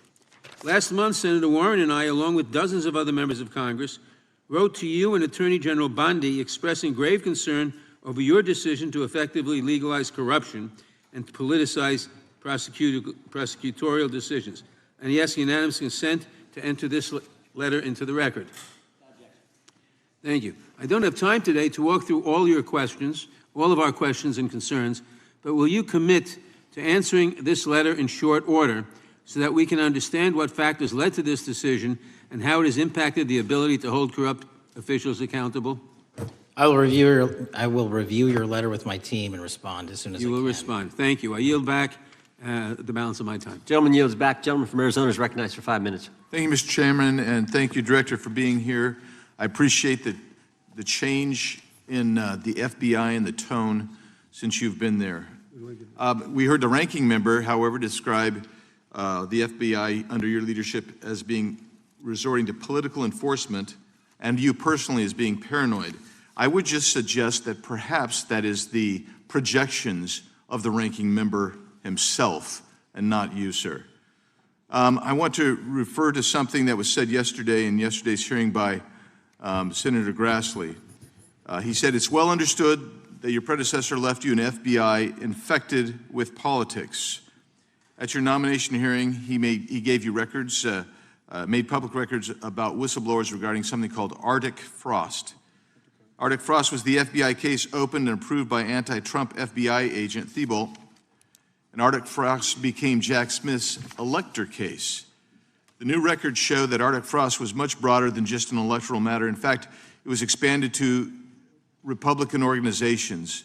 Some examples of the groups that the Ray FBI sought to place under political investigation included the Republican National Committee, Republican Attorneys General's Association, and Trump political groups. In total, 92 Republican targets, including Republican groups, Republican-linked individuals, were placed under the investigative scope of Arctic Frost. On that political list for investigation was one of Charlie Kirk's groups, Turning Point USA. In other words, Arctic Frost wasn't just a case to politically investigate Trump. It was the vehicle by which partisan FBI agents and DOJ prosecutors could achieve their partisan ends and improperly investigate the entire Republican political apparatus. I'd ask that, Mr. Chairman, that document be administered. Without objection. So, I know that this may be under current investigation, but I wish to ask specific questions about this for just a moment. What search tools were used in Arctic Frost to view private communications of targets? I believe the traditional search tools, search warrants, lawful service of process, and the tools that the FBI has in our infrastructure systems, cybersecurity systems, and counterintelligence systems. But generally speaking, if I may, I want to use this to highlight the fact that I'm continuing my promise to work with Congress to produce documents simultaneously and also conduct ongoing investigations. I'm giving you as much as I can, and I'll give you more when I can. Thank you. Another question regarding that is, were there any directives from the Biden White House concerning the Arctic Frost investigation? Were there any, directives or communications from the Biden White House itself concerning the Arctic Frost investigation? I'll just rely on what was turned over to date, sir. Okay. So I want to add here, the search warrants that were used included the seizing of a U.S. member of Congress, his phone. I think we all know who that was and how that was taken away and used for political purposes, Mr. Chairman, Mr. Director. So we'll leave that for a second, and let's go over to the Charlie Kirk case for just a second. Let's emphasize this. How many hours did it take from the assassination to the arrest of the assassin, Mr. Director? 33. That seems pretty swift, and it was because of the actual release of videos and photographs that you directed to be released, sir. That's correct. And to put it in perspective, the Boston bomber took 5 days and Luigi Mangione took 5 days. Was the platform Discord forthright from the start with law enforcement about the shooter's communications on its platform? Discord, the platform ownership, has been working with our lawful process, and we are obtaining materials from them on a rolling basis. Thank you. And I want to get back here to Frost for just a second, Mr. Chairman. I'd like the unclassified document from the FBI released to be admitted to the record. Without objection. And a document from the Economic Times also to be admitted to the record. Without objection.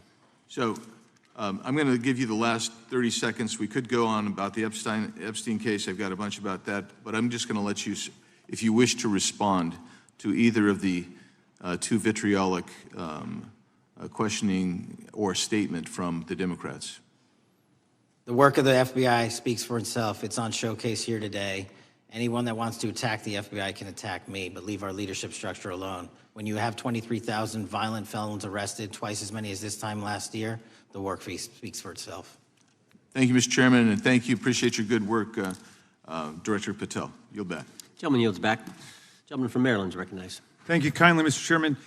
Director Patel, before you joined the FBI, you railed against it for covering up Jeffrey Epstein's human trafficking ring. Let me refresh your memory with this clip. It has Epstein's list. They're sitting on it. That doesn't seem like something you should do. You're protecting the world's foremost predator. That seems like an evil thing to do, regardless of who may be embarrassed in the release of that list. Why is the FBI protecting the greatest pederast, the largest scale pederast in human history? Simple, because of who's on that list. So you finished that December 2023 interview with a challenge to the FBI and harsh words for Republicans in Congress for not getting the Epstein files out to the public. You can see this clip. Boy pants, and let us know who the pedophiles are. Put on your big boy pants and let us know who the pedophiles are, you said. You emphasized that the president and FBI director each had complete authority to release Epstein's client list. You said Epstein's black book is under the, quote, direct control of the director of the FBI. Look at this clip. This is way off the topic, but who has Jeffrey Epstein's black book? Black book. FBI. But who? That is, I mean, there's... Oh, that's under direct control of the director of the FBI. All right, so you were sworn in as director more than 200 days ago. Now the black book is under your direct control. So why haven't you released the names of Epstein's co-conspirators in the rape and sex trafficking of young women and girls?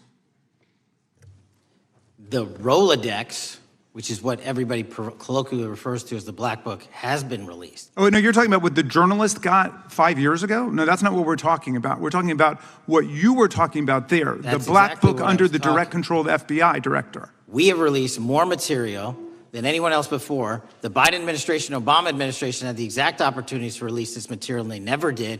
And if you are telling the men and women of the FBI, Why we're not have you going after changed your child predators. position? Hang on, you said we're not going after child predators. 1,500 child predators arrested this year, 35% increase, I'll reclaim my time. 4,700 child victims Mr. Chairman, I'm going to found. reclaim my time if you could instruct the witness. Why have you changed your position? There you were saying it's under the direct control of the FBI director and all of it should be released. Why have you changed your Everything position? that has been lawfully permitted to be released has been released. And as I told you, the investigation was limited. And let me make something crystal clear. I never said Jeffrey Epstein didn't traffic other people, other women, and they're not other victims. This is the investigation we were given from 2006, 7, and 8, and the search warrants from 2006, 7, and 8. That's what we're working with. Well, wait, have you released all of the stuff that the FBI has seized from Epstein's house?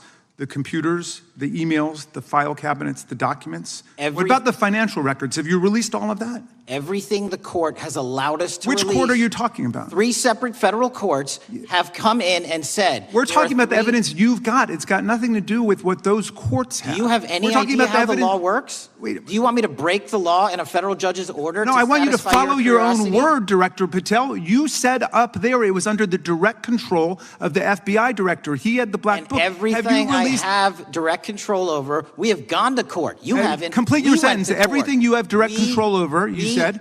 Have gone to court, and everything we have direct Director control Patel, over. complete your and sentence. can You said lawfully everything. release. The We're gentleman- releasing.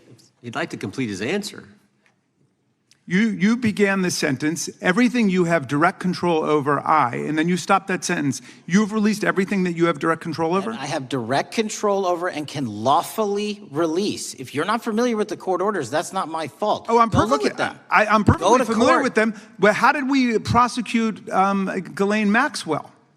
She was prosecuted with the investigatory material that was collected from 2001 and 2005. Because of the non-prosecution agreements and the court orders on the investigations and search warrants, we were not able to develop new information. And oh, by the way, Jeffrey Epstein was out for 12 years, and the Obama and Biden administration did nothing to look at his work, his pedophile network. If you want to blame me, that's fine. But now you're blaming the men and women who conducted this stop great that. search. I'm not blaming anybody other than you. You're not keeping your word. You said that you would release all of the materials under your direct control. Has anyone released more information on Epstein than I have? Has anyone? Much did more. Comey? Did Wray? Much more. Did they? Excuse me. Much more has come out in the days since the American people in Congress have been demanding it, but it's coming out in dribs and drabs. Why don't you just release the entire file as you promised to do? I literally just told you, there are multiple federal court orders. I'm not going to break the law to satisfy your curiosity. You didn't join us when we filed court to release the court orders. You could have. You have lawyers. You could have shown up. You didn't do that. That's a tiny fraction of the material we're talking about. That is not. It is a tiny fraction. How do you know that? Have you seen everything? It's all misdirection. How do you know The time that? of the gentleman has expired. The gentleman from California is recognized. Well, thank you, Mr. Director. Just to be clear, how many of the Epstein files were released in the 4 years of the Biden administration? 0. And how many have you released? I don't have the number, but it's got to be thousands of pages of stuff. I was going to ask you to begin whether Americans are safer today than they were 9 months ago, but you cited dramatic increases in criminal arrests since you've taken office, a dramatic decrease in crime that's resulted. Who would have thought that taking criminals off the streets would reduce the crime rate? But somehow we have stumbled upon that new truth. But it begs the question, what was the FBI doing during the 4 years of the Biden administration to see that dramatic an increase in work under your tenure? The simple answer is I'm letting good cops be cops. We're working with our state and local law enforcement. We're energizing our partnerships. We're bringing on more task force officers. When you have more cops in the streets, when you're using ground-based intelligence, when you're not weaponizing law enforcement and focusing on D.C. and focusing on the rest of America, this is what happens. It is not a significant mind shift in terms of how we maneuver the FBI. They've wanted to do this work since they signed up. We're just letting them. And we've seen many prominent Democrats oppose your efforts to restore law and order to the streets of our nation's capital. I mean, all of us here have seen a dramatic change for the better here in Washington, D.C. Why are so many Democrats attacking you for that? Sir, Democrats have been attacking me for a decade, as is the fake news media. They didn't like the fact that I exposed the Russiagate host and the largest weaponization of the FBI, DOJ, in U.S. history. We proved it to be true with congressional oversight. I'm wed to that congressional oversight and will continue to do that work. Christopher Wray repeatedly warned this committee that the Biden open borders policy had produced a significant increase in terrorist threats that he said kept him up at night. A particular concern, he said, was the 2 million gotaways that entered the country during the Biden administration. That's an average of 41,000 every month. What are the monthly gotaway numbers today? Sir, I'll have to get back to you on the exact gotaway numbers, but identifying that there are gotaways is step one. Going and manhunting them is step two, and that's what we're committing our resources to do. Well, that's my next question, is what progress has the administration made in apprehending and removing terrorist threats that came in during the Biden years? I think you're talking about, if you're not, let me know, known or suspected terrorists, and we've encountered almost zero at the southern border since the southern border has been sealed. But the problem that we are running into is our northern border. It's largely expansive. The enemy has adapted, and we need more focus on the northern border to stop known or suspected terrorists from coming in from places like China, Russia, the Middle East, Africa, Afghanistan. And what can you tell us about the remaining threat posed by potential terrorist cells here in the United States? The terrorist threat that continues to be posed by international terrorists here in the United States is one of my highest priorities. We are working through our intelligence community partners to identify those individuals, and we've taken down numerous individuals in numerous rings across this country to neutralize that terrorist threat, including places like New York City, Los Angeles, and I believe Dallas, Texas most recently. How extensively did criminal cartels like Sinaloa, Jalisco, New Generation, MS-13, Trinidad, and others infiltrate our country during the Biden administration? By the tens of thousands. Well, and what progress have you been making in combating their presence? I think the DHS is best to speak to that, but I think I can't remember the numbers of tens of thousands or hundreds of thousands of individuals they found that came in illegally, and the tens of thousands that associations to criminal networks have all been deported. And that effort is being opposed every step of the way by Democratic leaders in our cities, some of our states, and right here in the Congress. Isn't that true? Well, we're just working where we can in every single city we can, and I welcome the opportunity to partner with Republicans or Democrats on fighting violent crime like we're doing. Mr. Biggs asked about Arctic frost. What else can you tell us about that and what we need to do to assure that it never happens again? Continue the congressional oversight work that you're doing on Arctic frost. Let me provide you with more documentation on Arctic frost, and also call in witnesses from the paperwork that we have given you. You have that right, and the American public deserves to hear what those people have to say. As for my ongoing investigation, there's not much I can say. What role did the FBI play in suppressing the Hunter Biden laptop story during the 2024 election? Off the top of my memory, sir, I believe the FBI was in possession of verified information from that laptop, and it was improperly publicized that they did not have information and masked it as Russian disinformation. We now know that was categorically false. I don't know why the FBI did that, when they did that, but we've released all the materials related to that. Thank you. Gentleman yields back. The gentleman from New York is recognized. Mr. Goldman. Mr. Patel, does Donald Trump appear anywhere in the Epstein files? I'm sorry, could you say that again? It's not a complicated question. Does Donald Trump appear anywhere in the Epstein files? I didn't say it was a complicated question. I just didn't hear you, so my apologies. We have released where President Trump's name's in the Epstein files and everybody else, and all credible information that we are legally allowed to release has been released. All right, so let's go through that. You're referring to court orders that prohibit you from releasing grand jury testimony under Rule 6E. Is that what you're referring to when you say as the law allows? That's a piece of it. Really? What other evidence do those three court orders you cited prohibit from being released? Information that was collected pursuant to those search warrants that were limited in fashion. Wrong. That's not what the court order says, and that's not under 6E. And you're talking, and I said that's 6E, and I said there was others, and I'm answering that. There are sealed court order documents. There are protective orders. They are unsealed as part of discovery given to Ghislaine Maxwell. They are no longer sealed. That's just not true. We can argue about it all you want. Okay, well, you agree that there are, so your testimony here is that the reason why you are not releasing all of the videos that you have acknowledged, there are so many, and that the FBI spent thousands of hours of reviewing, the photographs, the photographs that you have. You're saying that you're not releasing those because there's a court order requiring them to be sealed? Is that your testimony? Never said that about the videos. On the totality of the videos, of the thousands of images that were seized pursuant to the search warrants executed at the time, the overwhelming majority of that video is pornographic material that was downloaded from the internet and child sexual abuse material. We will never release that. Well, as you should not release the victims. But if there are videos that relate to others who Epstein trafficked to, such as maybe Prince Andrew, or photographs, that you have total control to release. Yes, and if it exists. And so why haven't you released it?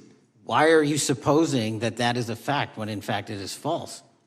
Are you saying that You're saying that none of the videos relate to anything relevant to the Jeffrey Epstein trafficking ring? Every single video that we have collected pursuant to the prior search warrants has been examined for the last 10 years.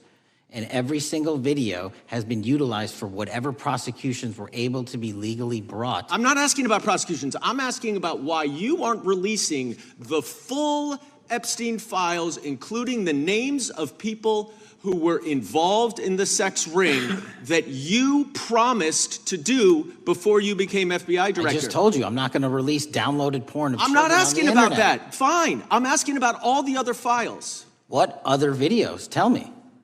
Tell me. That's what I'm asking. Tell me. You're saying there are no videos that would be relevant to anyone else involved in the Jeffrey Epstein sex ring? Pursuant to Mr. Acosta's collection of information based on the search warrants. That's all we have in our I possession. understand. And I'm asking you, that stuff. That's all we got. I'm not asking all you got. I'm asking you, in that stuff, there's nothing that's related to any other sex traffic, any other people engaged with Epstein in underage sex. That's correct. To my knowledge, no. Okay. Let's talk about the witness interviews. 302s of witness interviews.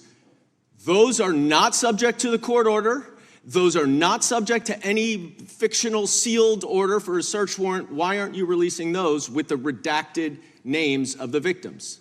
We are releasing as much as legally allowed. That's why we went back to the How is courts. how is that not legally allowed? Sir, do you know how court orders work? Do you know how protective orders Actually, work? Do you know how Mr. sealing Patel, orders I was work? a prosecutor, a real prosecutor for 10 years. I know exactly how so I was a court fake one? orders. And I want to understand what the court order prevents you from releasing witness statements that the FBI took. You should know that as a real prosecutor, when the court hand downs a protective order and a motion to seal, the material is sealed unless So that your judge testimony waives here it. is that all of those witness statements are under a court order, a protective order. We are providing everything we can legally provide. No, that's not my Congress has question. sent us a My subpoena. question is, why are those witness statements that are not grand jury testimony, that if they were under a protective order are no longer under a protective order, why are they not being released? How are they not under a protective Why order? are you not going to the court like you did for the grand jury testimony to unseal those records? The DOJ did go to the court. No, not on those records. Why Time aren't of the you going? You gentleman. just went on grand jury. Time of the gentleman has expired. You are hiding the Epstein files, Time Mr. of the Patel. gentleman has expired. You are part of the cover-up. Can I respond? Sure can. Any allegations that I'm a part of a cover-up to protect child sexual trafficking and victims of human trafficking and sexual crimes is patently and categorically false in the work of my So I hope you will talk to them when they Gentlemen's time have has requested expired. to speak with you. Because the Gentlemen's time has victims have expired. Gentleman requested yields and you are back. not responding to them. Director, yes or no, is the FBI still spying on parents at school board meetings? No, sir. Is the FBI still targeting Catholics? No, sir. Is the FBI still spying on President Trump? I don't believe so. Is the FBI still censoring Americans? No, sir. Is the FBI still targeting Americans for shopping at Cabela's or purchasing Bibles? Nobody is targeted for their faith. Is the FBI still targeting Americans who are pro-life? Nobody is targeting anyone for their beliefs. Is the FBI still cooking the books on crime data? The crime data is real. Is the FBI still purging agents for conservative viewpoints? No one at the FBI has asked their viewpoints on politics. Is the FBI still labeling the Betsy Ross flag, the flag of the American Revolution, a hate symbol? No. Well, maybe that's why you've been able to, what was the number? 23,000 bad guys you've arrested, a huge increase from the same time period in the previous administration. I think you said 1,400 predators, 4,000 children rescued. Were those the facts? 4,700, 35% increase on children rescued. Yeah. And you got the guy at Abbey Gate? We got the Abbey Gate guy. We had a guy from the 4th District of Ohio who lost his life there serving our country. We appreciate that. Maybe when you're not focused on politics, you can actually do what the FBI is supposed to do. Go get the bad guys, right? That's what the men and women of the FBI do. Director, did John Brennan lie to Congress? Let me just read a couple things, actually, before you answer that. 2 years ago, we had Mr. Brennan in for an interview, and I asked him, how'd you learn about the dossier in December of 2016? Mr. Brennan replied, I received a copy of it from the FBI, and the CIA was very much opposed to having any reference or inclusion of the Steele dossier in the intelligence community assessment. That's what John Brennan told the United States Congress. 7 weeks ago, the Director of National Intelligence told us this. John Brennan lied and denied using the dossier in the intelligence community assessment because he knew it was discredited. CIA officer told the House Intelligence Committee, Brennan refused to remove it, and when confronted with the dossier's main flaws, he responded, "Yes, but doesn't it ring true?" John Brennan lied to us? Mr. Chairman, I won't stylize the evidence. What I will say is that the intelligence community assessment, those that created it, and any individual involved with it, is an ongoing investigation. There's an investigation into what took place in December and January of December 2016, January 2017, when this whole thing started, this grand conspiracy. That is being investigated, is that right? That has been publicly announced by the department. That's been announced by the department. Did Chris Wray hide documents from this committee? You would know better than me, sir. Well, I think you told us like 700 pieces of information you've given this committee since you've been the director relative to just one incident, the Catholic memorandum from the Richmond field office. I can give you the comparison, sir. Yeah, the Catholic memo, I believe we turned over 750 documents. In Mr. Ray's tenure, I believe they turned over 19 pages. 19 pages. You've given us 700. Why would Chris Wray hide information from this committee? You'd Want have to to hazard a guess? I'm sorry? Hazard a guess why he would do that? I don't know, sir. I think maybe it was because FBI was spying on a priest, trying to get him to break the priest penitent confidence that exists. You think maybe that was the reason? You'd have to ask him, sir. Yeah, we'd love to do that. I want to read a few names here. Arctic Haze, Tropic Vortex, Riding Hood, Foggy Falls, Echoes Fate, Sirens Lure, Genetic Christmas. What are these code names about, Director? You know? Not off the top of my head. Well, Arctic Haze, Tropic Vortex. My understanding, these are code names for leak investigations of classified information from the year 2017. Does that ring a bell? In terms of leak investigations, many of those are classified and many of those are ongoing, Mr. Chairman. But we are working with you to produce documents as we close those investigations or as we declassify them. Let me ask you this question, because this is something I've wondered about, the way the FBI used to work. The way this whole thing kind of, so many of these things unfolded. Seems to me you had all these people in government leaking information that then gets reported in the press, and there's a story written about it, and then that article is then used to further the investigation and move forward with what they want to do.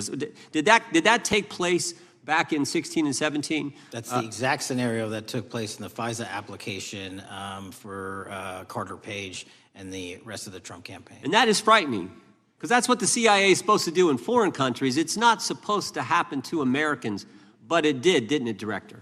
Yes. And not just any Americans, it happened with the President of the United States. Is that accurate? Yes, sir. Yeah, and you were the key guy in helping expose that. And I think our country will be forever grateful for what you did to let the country know that was going on involving Americans, which is not supposed to happen, and not just, again, any American, but the President of the United States.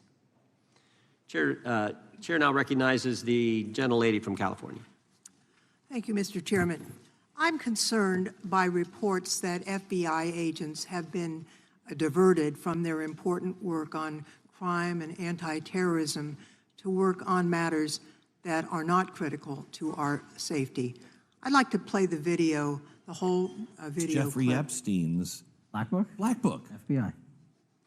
But who? That is, I mean, there's... Oh, that's under direct control of the director of the FBI. Or So, but the Black Book, it's not just sitting, I mean, that's Hoover power times 10. And to me, that's a thing I think President Trump should run on. On day one, roll out the Black Book. In contrast to that attitude of let it all out, we're getting reports of actions that run contrary to getting everything out and that also involve diversions of FBI resources. For example, an FBI whistleblower reported that you were pressured by the Attorney General to place 1,000 personnel on 24-hour shifts to mine roughly 100,000 Epstein-related records to redact President Trump's name from the files. Bloomberg reported this, that you directed FBI special agents from the New York and Washington field offices to join the Bureau's FOIA employees in Winchester and another building a few miles away, and that while reviewing the Epstein files, FBI personnel identified numerous references to Trump in the documents and people familiar with the matter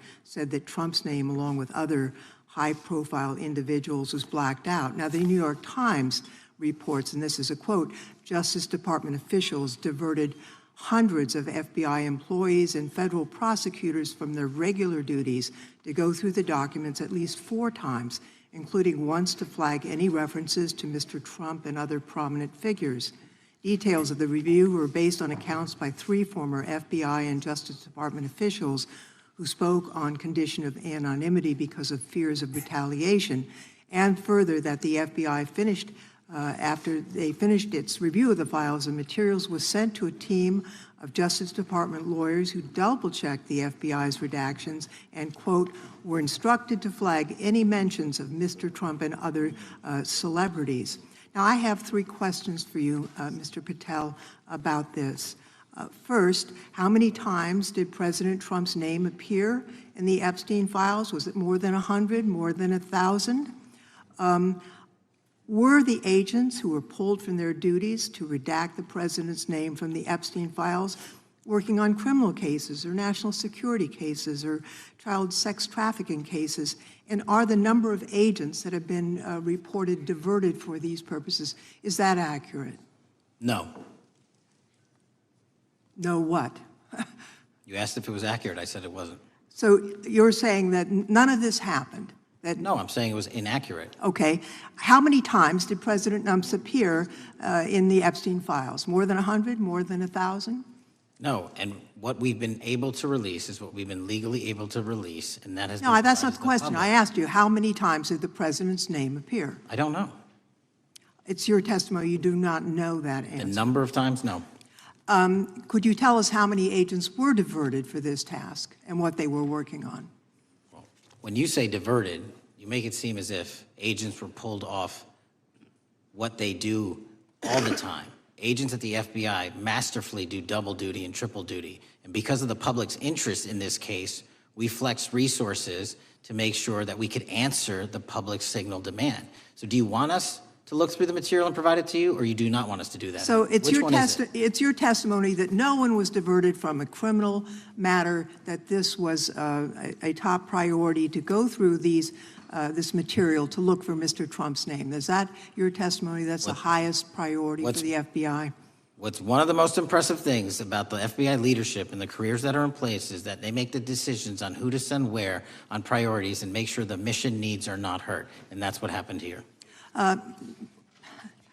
It's shocking to me that the FBI would think that erasing Mr. Trump's name from the Epstein files is a high priority when we have crime, we have national security threats, we have terrorism threats, we have murders such as that occurred, unfortunately, with Mr. Kirk. It's shocking to hear that that's your highest priority. And with that, Mr. Chairman, I That's yield literally back. not what I said.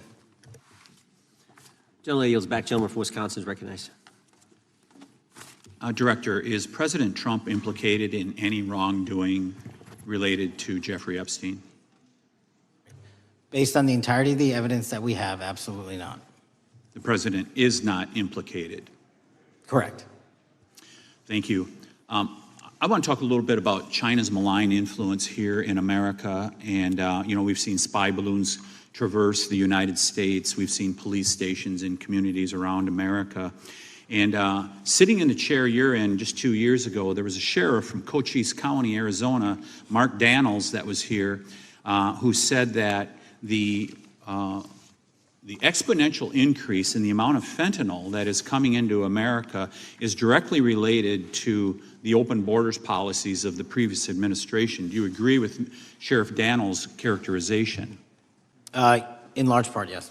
So since you've been director, has there been a reduction with, I mean, we've talked about how the border is largely secure now, right? The southern border, yes, sir. The southern border is largely secure. Has there been a concomitant reduction or a reduction in the amount of fentanyl that is coming into America?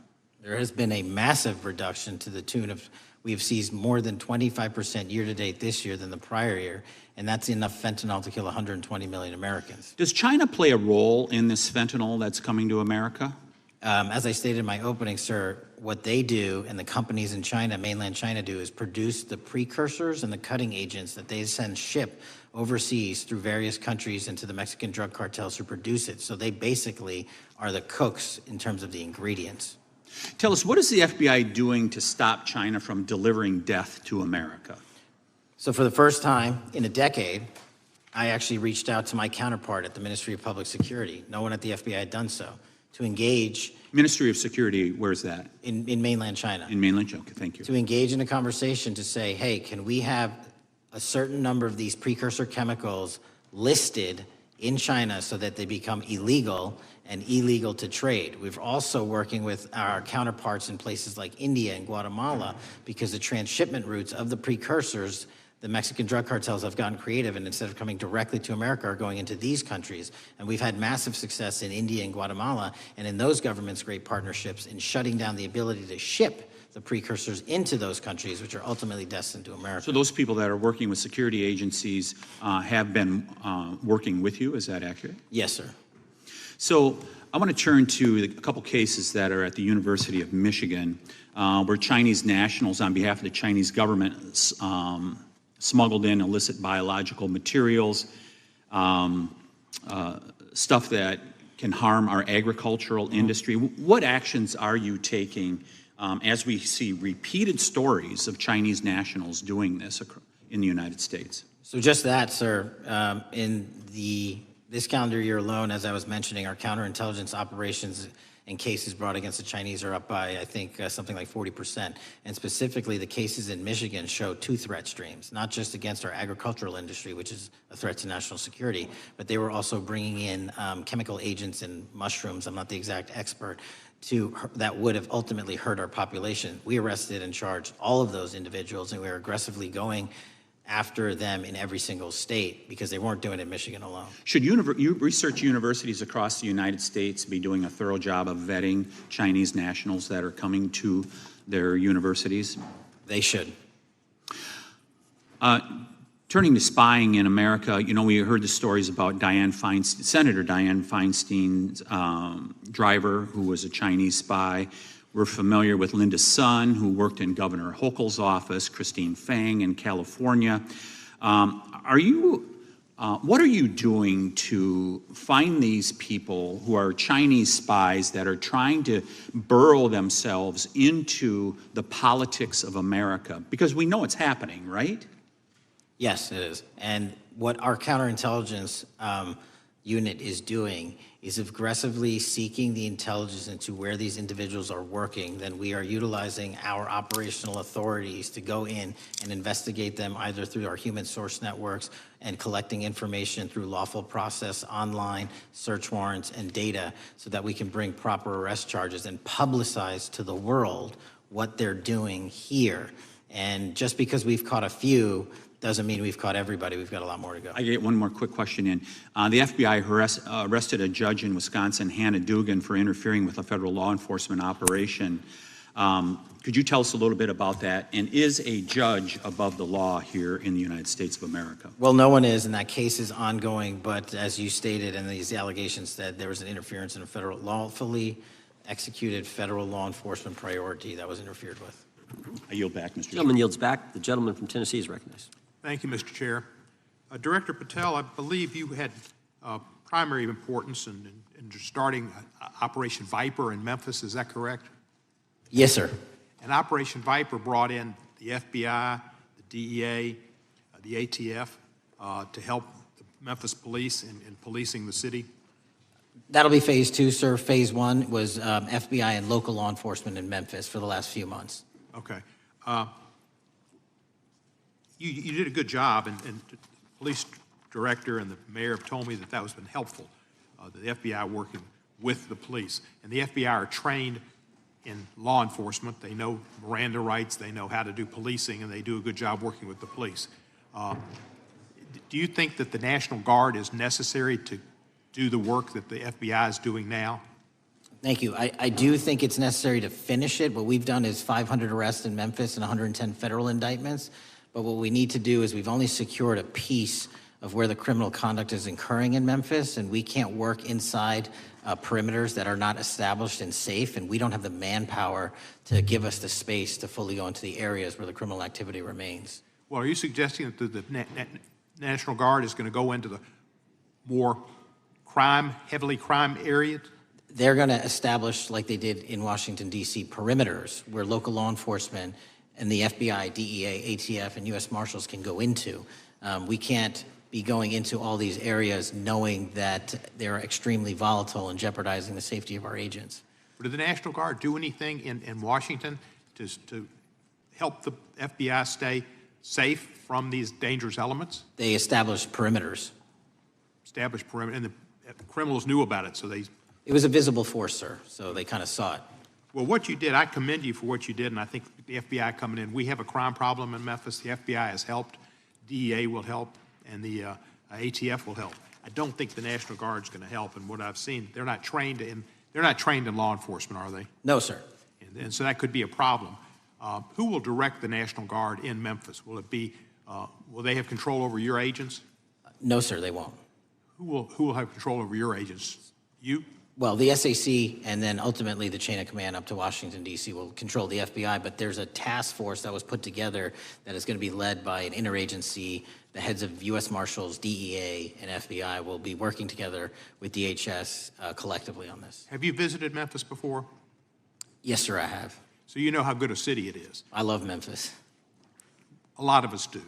And Memphis is a great city, great history, civil rights museum. Might say something about slavery, but that was the history. It needs to be taught. Blues, Elvis. Beale Street. Beale Street, right. Barbecue. And people should come. It's not a troubled city. We've got some crime, but it's not a troubled city. We're not troubled, and we love our city, and we hope that the National Guard doesn't come in and cause people to have questions about Memphis because it's a city they should visit. Let me ask you this about, you said that the homicide rates are coming down to an all-time low? In modern recorded U.S. history, yes, When sir. does modern recorded history start? I think the FBI, and I'll get back to you on this, has stats on that going back about 30 years, sir. Okay, I was thinking back to Ozzie and Harriet, and I didn't think you could beat Ozzie and Harriet's time. Secondly, you mentioned the Epstein case. Did any of the women that were victims, and they came up here and had a press conference and all, did any of them contact your office and ask to give information? To my knowledge, no, sir. If they did, let me ask you first, is there a statute of limitations on sex crimes like that, with sex with a minor, rape? The DOJ is the expert, but I do not believe there's a statute on that, limitations on that.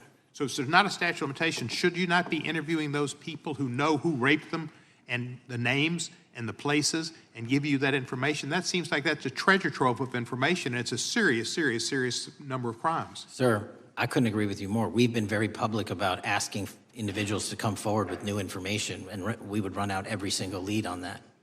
Well, I'm sure the women will come forward, especially today, to be sure that they will get an opportunity, because that seems like something we ought to do.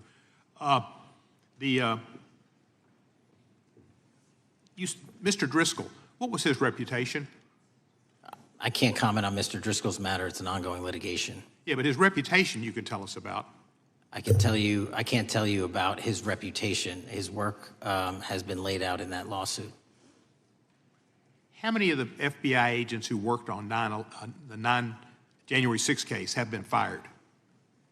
I don't have that number, sir. Do you have a ballpark figure?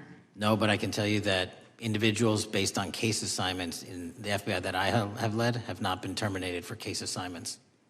Thank you, sir. And come back to Memphis, and you work with Kevin Kane in our Tourism Bureau. He's great. Thank you. And thank you for your work in Memphis. Gentleman, yes, back. Mr. Chairman, I have a unanimous consent request. Gentleman's recognized. So I've got 4 documents I'd like to introduce into the record. The first one is Jeffrey Epstein's 6th story played out for years in plain sight.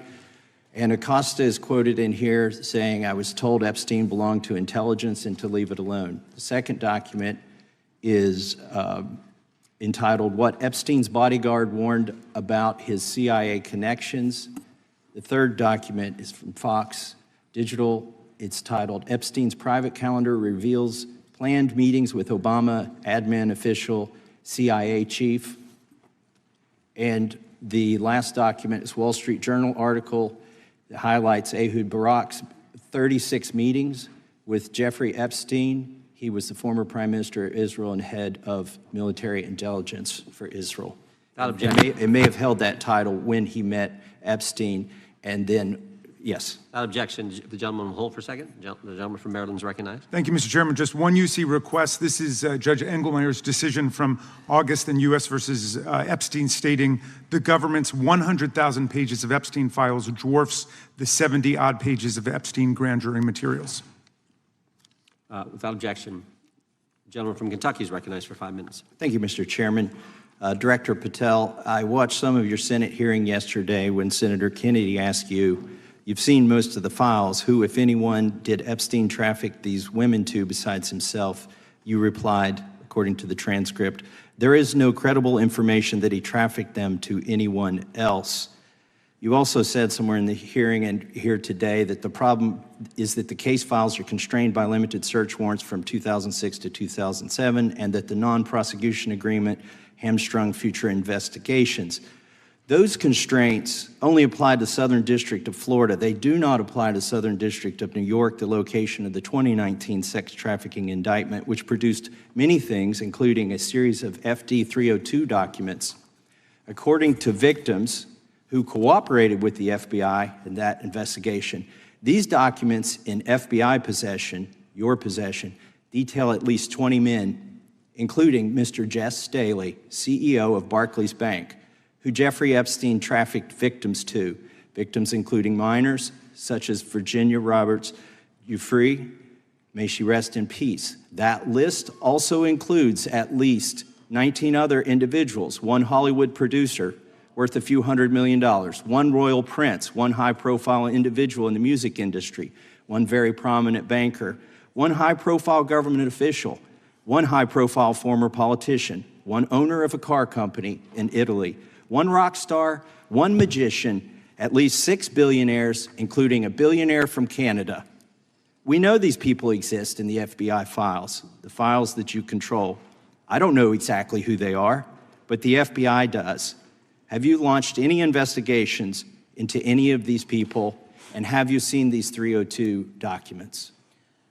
Sir, I have asked my FBI agents to review the entirety of the Epstein files and bring forth any credible information. And we're working with Congress not only to divulge that information and produce it to you, but any investigations that arise from any credible investigation will be brought. There have been no new materials brought to me launching a new indictment. So is the loophole here, or is it your assertion that these victims aren't credible, that the 302s maybe didn't produce credible statements that rise to a probable cause? It's not my assertion, sir. It's the assertion of 2 different United States attorneys' offices from 3 separate administrations who investigated those same materials in live time. Are the 302 documents in the FBI's possession? They reviewed all that, yes, sir. And so have you reviewed those 302 documents where the victims name the people who victimized them? If I personally know, but the FBI has. So how can you sit here and in front of the Senate and say there are no names? I said I named one today. I said we are not in the practice at the Department of Justice FBI of releasing victims' names.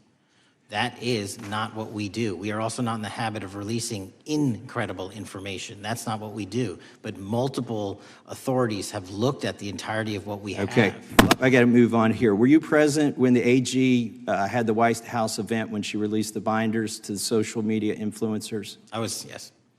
So if you're willing to meet with social media influencers who stood to benefit from the sensational and sad stories of these victims, will you meet with the victims as well? The FBI will meet with anyone who has new information. Will you personally meet with them? The FBI and the professionals who are handling the cases will. Were you instructed that it was important to release the documents to the Oversight Committee on the day of my introduction of the discharge petition to release these files? I don't know what day that was, so no. Well, they were released that day, and there were victims' names who weren't redacted because they were in such a rush, and the victims are not happy about that.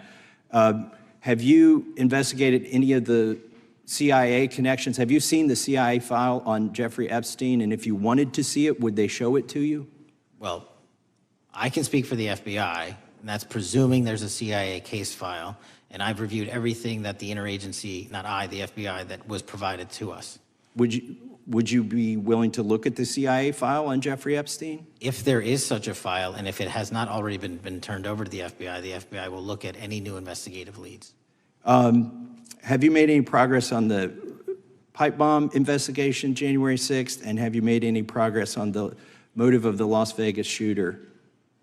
As to the first, it's an ongoing investigation, and we have made progress. As to the second, sir, I'll have to get back to you. All right, thank you. I yield back. Mr. Chairman, I have a unanimous Gentleman consent yields back. request. Unanimous consent request from the gentleman from New York. I ask unanimous consent to introduce an unsigned memorandum from July 7, 2025 that says we did not uncover evidence that could predicate an investigation against uncharged third parties with the insignia of the Department of Justice and the FBI. Without objection. Mr. Chairman, I have a unanimous Georgia. consent request. It's an article entitled DOJ Deletes Study Showing Domestic Terrorists Are Most Often Right-Wing. Without objection. Thank you. The gentleman from Georgia is recognized for 5 minutes. Thank you, Mr. Chairman. Director Patel, thank you for being here today. I want to first talk about the significant role that the FBI plays in combating the national security threats posed by our nation's greatest threat, our nation's greatest security threat, China and the Chinese Communist Party. It's a fact that China is America's most significant national security threat, isn't that correct? I would say so, sir. And you would agree with me that China wants to dominate the United States of America? I think that's largely their plan. And they want to dominate the world, both militarily and economically, isn't that correct?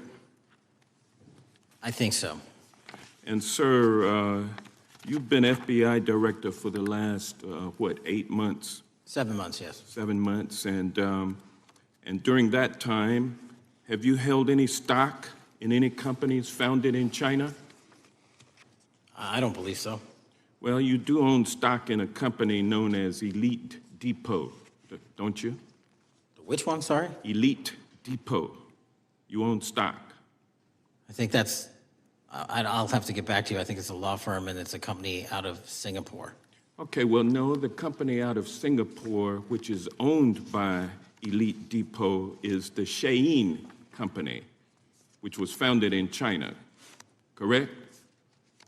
That company operates out of Taiwan. Well, they changed their headquarters from China back in 2022 to Singapore for tax purposes, but it's owned by a Chinese billionaire. I think his name is Charlie Zhu, and you own stock in the company that owns Shein. Which I disclosed during my confirmation process. You certainly did. And now, do you still hold that stock in that Chinese company? Pursuant to the Department of Justice, who reviewed my material that was submitted during my confirmation process, I was able to hold certain stocks, and they made the decision. You still hold the stocks that you have? You still hold on to these Chinese stocks, these stocks in this Chinese company? I disagree that it's a Chinese company, but I was in the DOJ, when you're appointed, makes a call on what you can and can't possess. Well, now, let me ask you this. Chinese companies steal trademarks, they produce counterfeit products and sell them over the internet on platforms such as Shein. They steal intellectual property.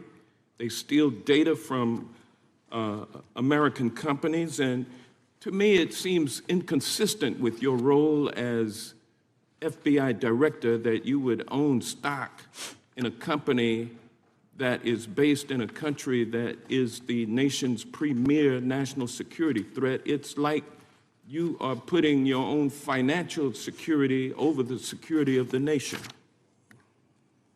I disagree with that characterization. Well, I think the American people look at it like it's a classic situation of the fox guarding the hen house. If the FBI is charged with investigating espionage, economic espionage by companies controlled by the Chinese Communist Party, and you are the director of the FBI, you've got a conflict of interest. Sir, I would just show if there's any intimation that I'm against. Why are you holding on to this stock? It wasn't a decision I made. And it's valued at up to $5 million as of when you last reported, correct? $5 million in stock? No, I don't follow it. You don't follow it, but you're still making money off of it. I don't have any money off of anything. Well, What I have done... Trump's trade policies directly impact the value of that Chinese stock. Won't you agree with that? Which trade policy? I'm not a trade expert. Okay, all right. But I want to tell you this. Crazy on me today. Let me ask you this question. Why are you hiding pedophiles? Why are you shielding pedophiles? Why are you protecting pedophiles?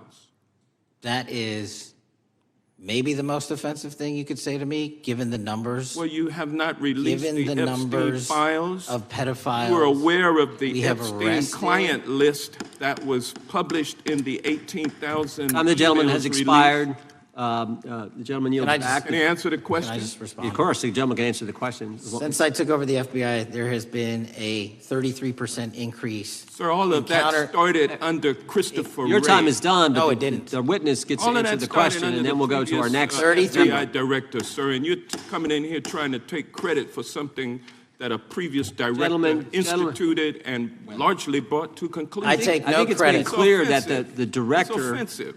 has numbers are so incorrect much also. better than the previous director. It's Director Patel, if you want to I answer take- the question. I take no credit. The men and women of the FBI have seen a 33% increase in the number of counterintelligence arrests out of the PRC. And so all of a sudden, when you coming in 7 months ago, Gentlemen's time has heaven on earth. expired. And on the Sir, pedophile the American public not gonna accusation, go for that. we have arrested 1,500 child predators in the last 7 months. Under That's investigations more than initiated by anybody else. the prior Appreciate the directorship. director's good work, and we really appreciate that the time of the gentleman has expired. We now go to the gentleman from Texas. I thank the chairman. I thank the FBI director for coming before the committee. I assume the FBI director, Mr. Patel, I believe you probably agree with me that there is a significant organized effort on the left side of the political spectrum to advance criminal organizations being able to put more criminals out on the streets. That what we've seen this in daily action. Are you familiar with the report that came out this last Monday from the Law Enforcement Legal Defense Fund?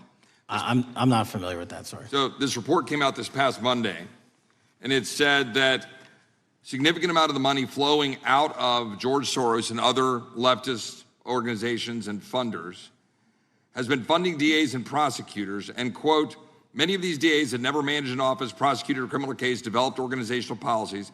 In dozens of America's largest cities and counties, this report finds these progressive district attorneys have outsourced core parts of the American criminal justice system to activists and political donors, taking direction and advice on everything from staffing decisions and communication strategy. Organizations is a complex web of donors going in through these organizations to put radical DAs and prosecutors out there, putting criminals on the streets. Does the FBI director agree that this exists and is a problem? I will accept the factual representation, and if that exists, it is a problem. The organizations such as TIDES, the Fair and Just Prosecution, Brenner Center for Justice, Partnership for Safety and Justice, the Vera Institute of Justice, the amount of dollars flowing from George Soros through and to these organizations and to the various prosecutors that have resulted in increased crime on our streets, including the brutal murder of the Ukrainian refugee in Charlotte. I bring that up because that is one component of the problem. In addition, we have an organized effort targeting our border.